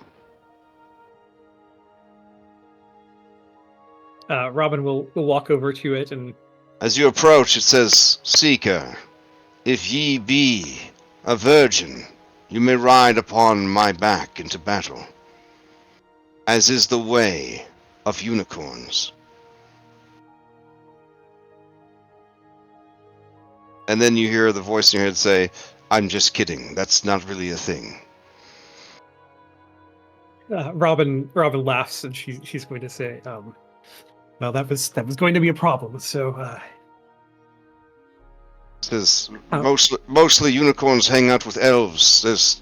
That just wouldn't be sustainable. But if you can tolerate my hideous appearance and the disgusting feel of my necrotic flesh, you may ride upon my mighty back. Robin will point to her eye, and she'll say, "Well, if you can put up with this, then we have a deal." As my bonded rider, you can benefit from my very powerful teleportation ability. That does sound very powerful. Taylor like- leans into Leo. Like once a day, I could teleport up to a mile. Just like that, just happens. That's Mm-hmm. very powerful. Mm-hmm. It seems very excited to have not been outright rejected by you on account of its hideous appearance. Here, let me introduce you. Also, as a lawful good creature, there's just not a lot of good guys to hang out with anymore with the fall of Argynvostholt. So it's this is a real nice day for him. Robin is feeling incredibly good about meeting a creature that does not just emanate evil directly at her, because she just quite feels the it. I think contrary. people- As you approach the creature, there is, despite the necrotic energy just emanating from this creature, there is a sense of calm and good. she will reach out and like stroke its mane, whatever remains of the mane. Like not caring about the rending of flesh that is. So it's awkward because like some of it kind of comes out like in your hands, but yeah, like the gesture's appreciated. Yeah. Yeah, this creature's body has obviously come back many times. Each time worse than the last. Yeah. She'll say, "I'm glad to have you with us. You can see that we are a unique group. Let me introduce you. Everyone, this is Argyros." Then she'll go around and introduce everybody in the party. You believe it's an actual unicorn? Taylor's gonna ask Thought what he thinks about the undead unicorn. Thought doesn't like coming out when it's cold. He hibernates. Oh, okay. Then she Yeah. wouldn't disturb him. Yeah. Leo's ready to know. Remember you had to warm him up inside the cave to get him to talk about the teleportation chamber because this is. Yeah. Taylor then is like taking like like small rags and Mhm. like rubbing them in her hand like really fast to like create friction and like warm them up. Just kind of like lays them on top of him. Okay. All right. His eyes open and he says, "What is it? Is it spring?" No, it's still cold. But Oh, well, what's going on? this is a dead unicorn, but it's alive.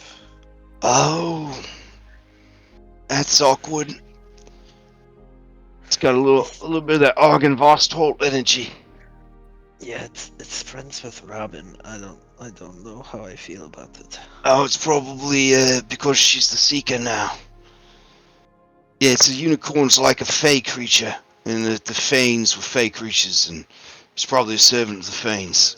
Refused to die, etc., just like the Argynvostholt paladins. You woke me up for this? Well, I was just trying to give you a blanket, and you woke up. Oh, okay. All right.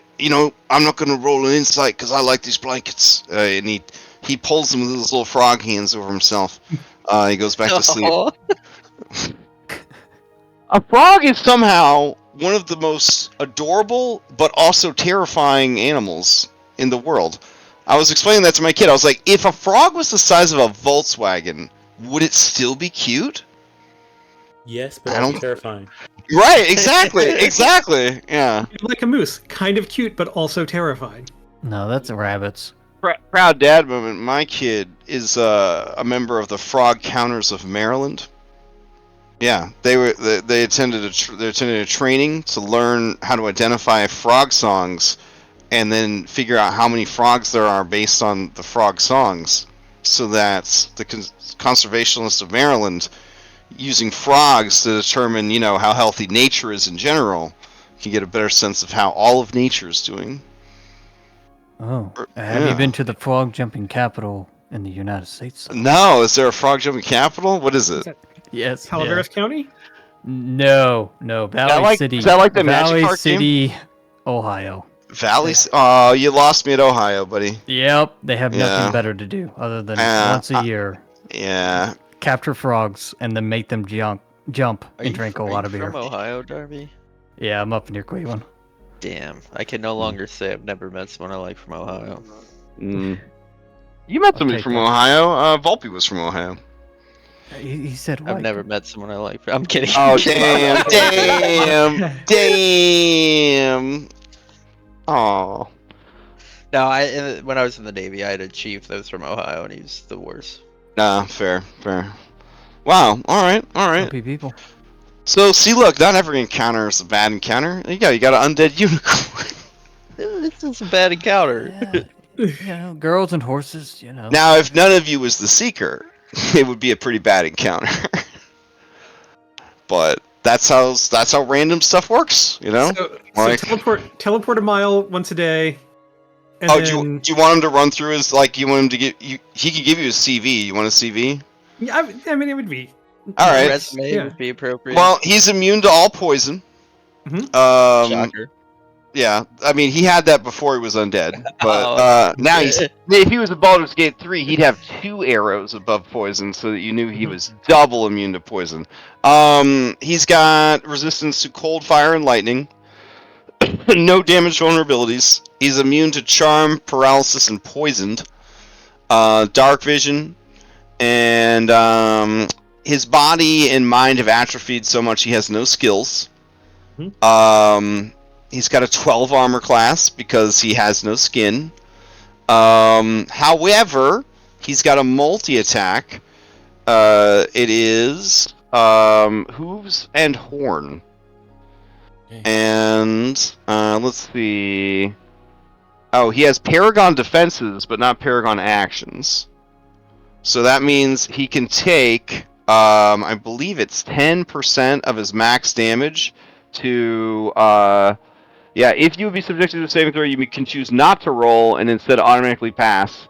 Or if you're suffering from a status effect, you can end that status effect. If you do, you take unavoidable damage equal to 10% of your maximum HP. Which isn't very high. His max HP is 67. However, twice per day, he can perform the Horn of Death. This is a melee weapon attack. It does 1d8 plus 4 piercing damage. They got to make a con save. If they fail, they take 7d6 necrotic damage, or half as much if they make the save. And the damage can't reduce the target's hit points below 1. If the target fails the saving throw, its hit point maximum is reduced for 1 hour by an amount equal to the necrotic damage it just took. But any effect that removes disease allows them to regain their maximum through normal or magical healing. When magic that could just remove disease. When he's bloodied, he gets his horn back, which is kind of nuts, kind of exploitable a little bit. Also, while bloodied, he gains the ability to disrupt life around him. Well, when he becomes bloody, this triggers. So when he gets... This could be really bad, because it's friendly fire. Each living creature within 10 feet of the unicorn makes a con save, or takes 5d6 necrotic, or half on a success. That's every time he gets he gets bloodied, or the first time he gets bloodied in a fight. So you can't like yo-yo it to make it happen. Mhm. He can cast Shadow Shield. He creates a wavering shadowy shield around himself or another creature he can see within 60 feet. And until the end of the unicorn's next turn, any creature has disadvantaged attack rolls against the target. But if they don't rely on sight, it doesn't work. It can do that as a bonus action. And then he's got some innate spells. Detect evil and good, Druidcraft, and Ooh. pass without trace. Those are all at will. Pass without trace at will. Pass without trace is a good one. That's pretty much. I guess that's pretty much his big thing. Is he can do pass without trace at will. He's a support suicide bomber. Gotcha. Yeah. And then once per day, he can cast a spell, evil and good, Ray of Enfeeblement, and Entangle.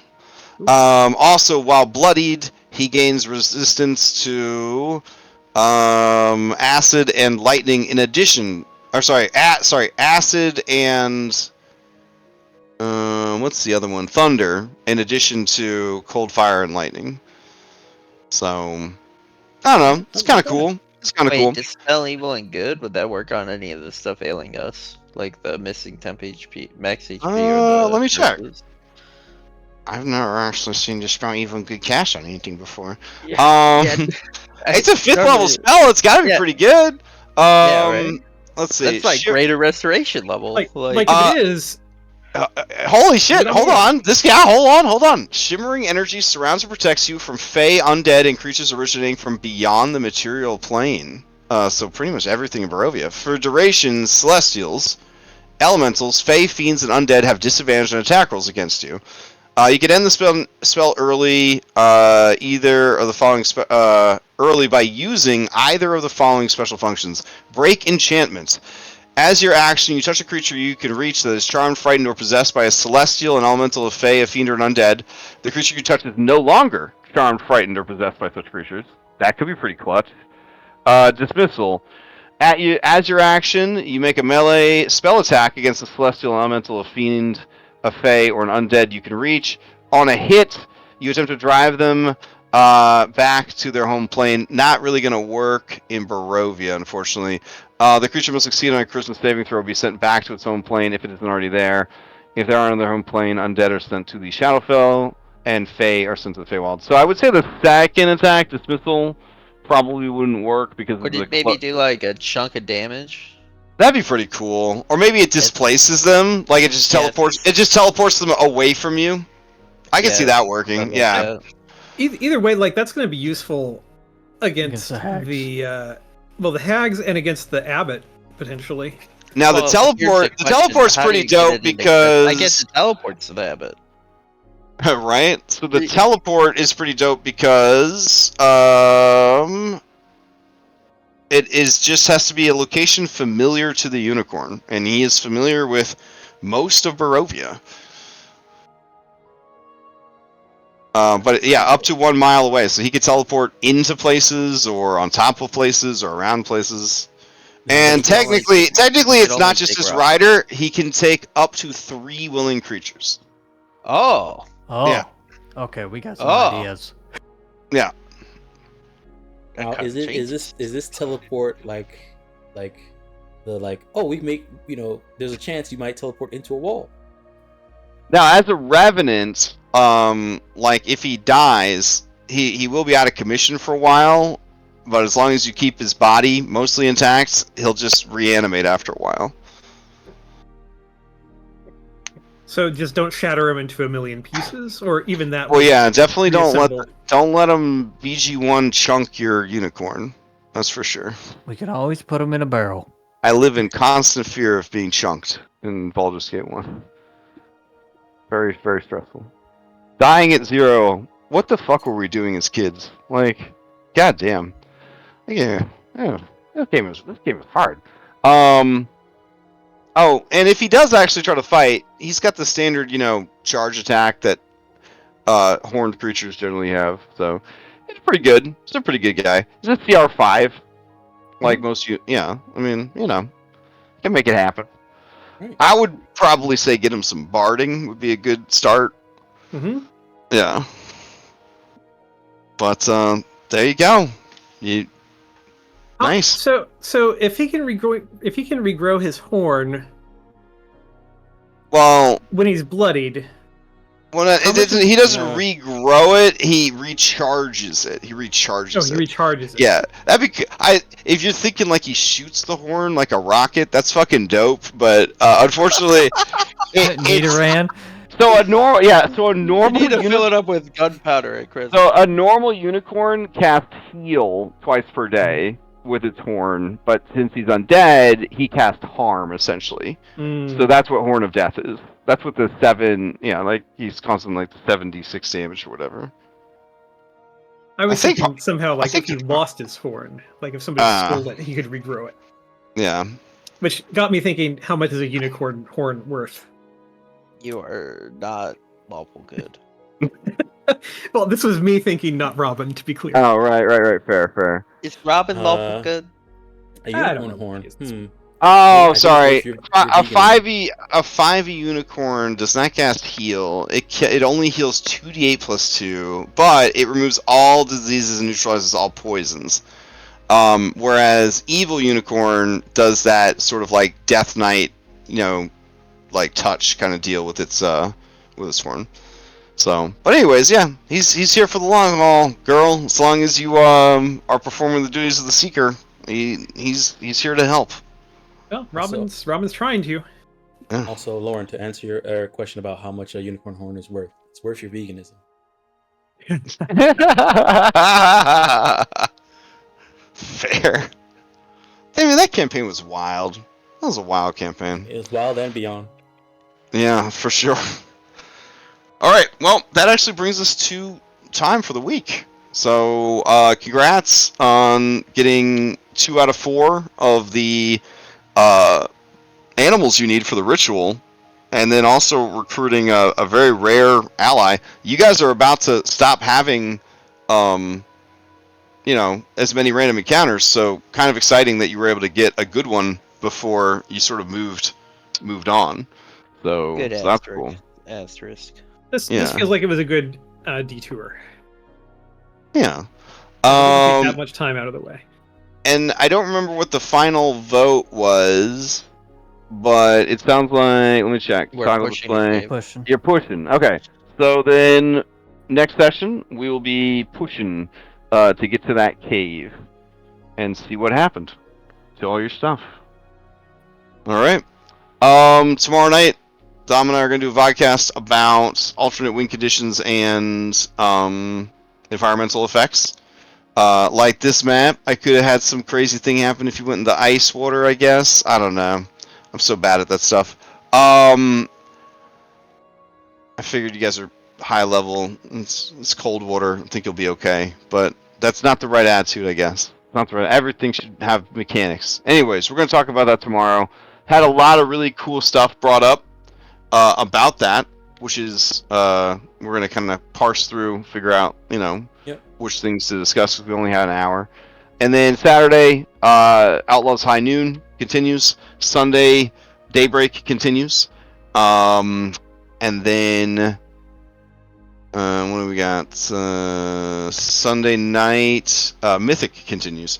We will not be playing next week, because I will be going to MagFest. It's 4 days long, so I'll be gone Thursday, Friday, Saturday, and Sunday. I will be back in time to run Mythic in the evening, but the 3 games that I just mentioned, you guys and then the Saturday and the Sunday morning games would not be run this coming week. Anyways, does anybody else have any announcements before we adjourn? Tuesday next week, Cyberpunk continues. We've reached our 1-year anniversary. They have 2 more chapters left. So they're getting close. And then on Wednesday next week, I'm going to be running a Pathfinder one-shot called Thresholds of Knowledge. It's was the free RPG day game they released in relation to the Strength of Thousands and the Milongi Expanse books. Just trying to get people, into that setting, and introduce them to that adventure. It takes place in the school. You are students. There's pre-made characters. The game is full, and we do have Lex as a player, so most likely it'll probably be streamed. Nice. Monday we have book club at 7 o'clock. Anyone's welcome to swing by and discuss or listen to the discussion be made on Jade City, and we'll be rolling up for the next book of the month. Hype. All right. Anyone else? Anybody got anything? Nope. All right. Then we are adjourned. Hope you guys have a good weekend. Congrats on surviving Moose and Squirrel.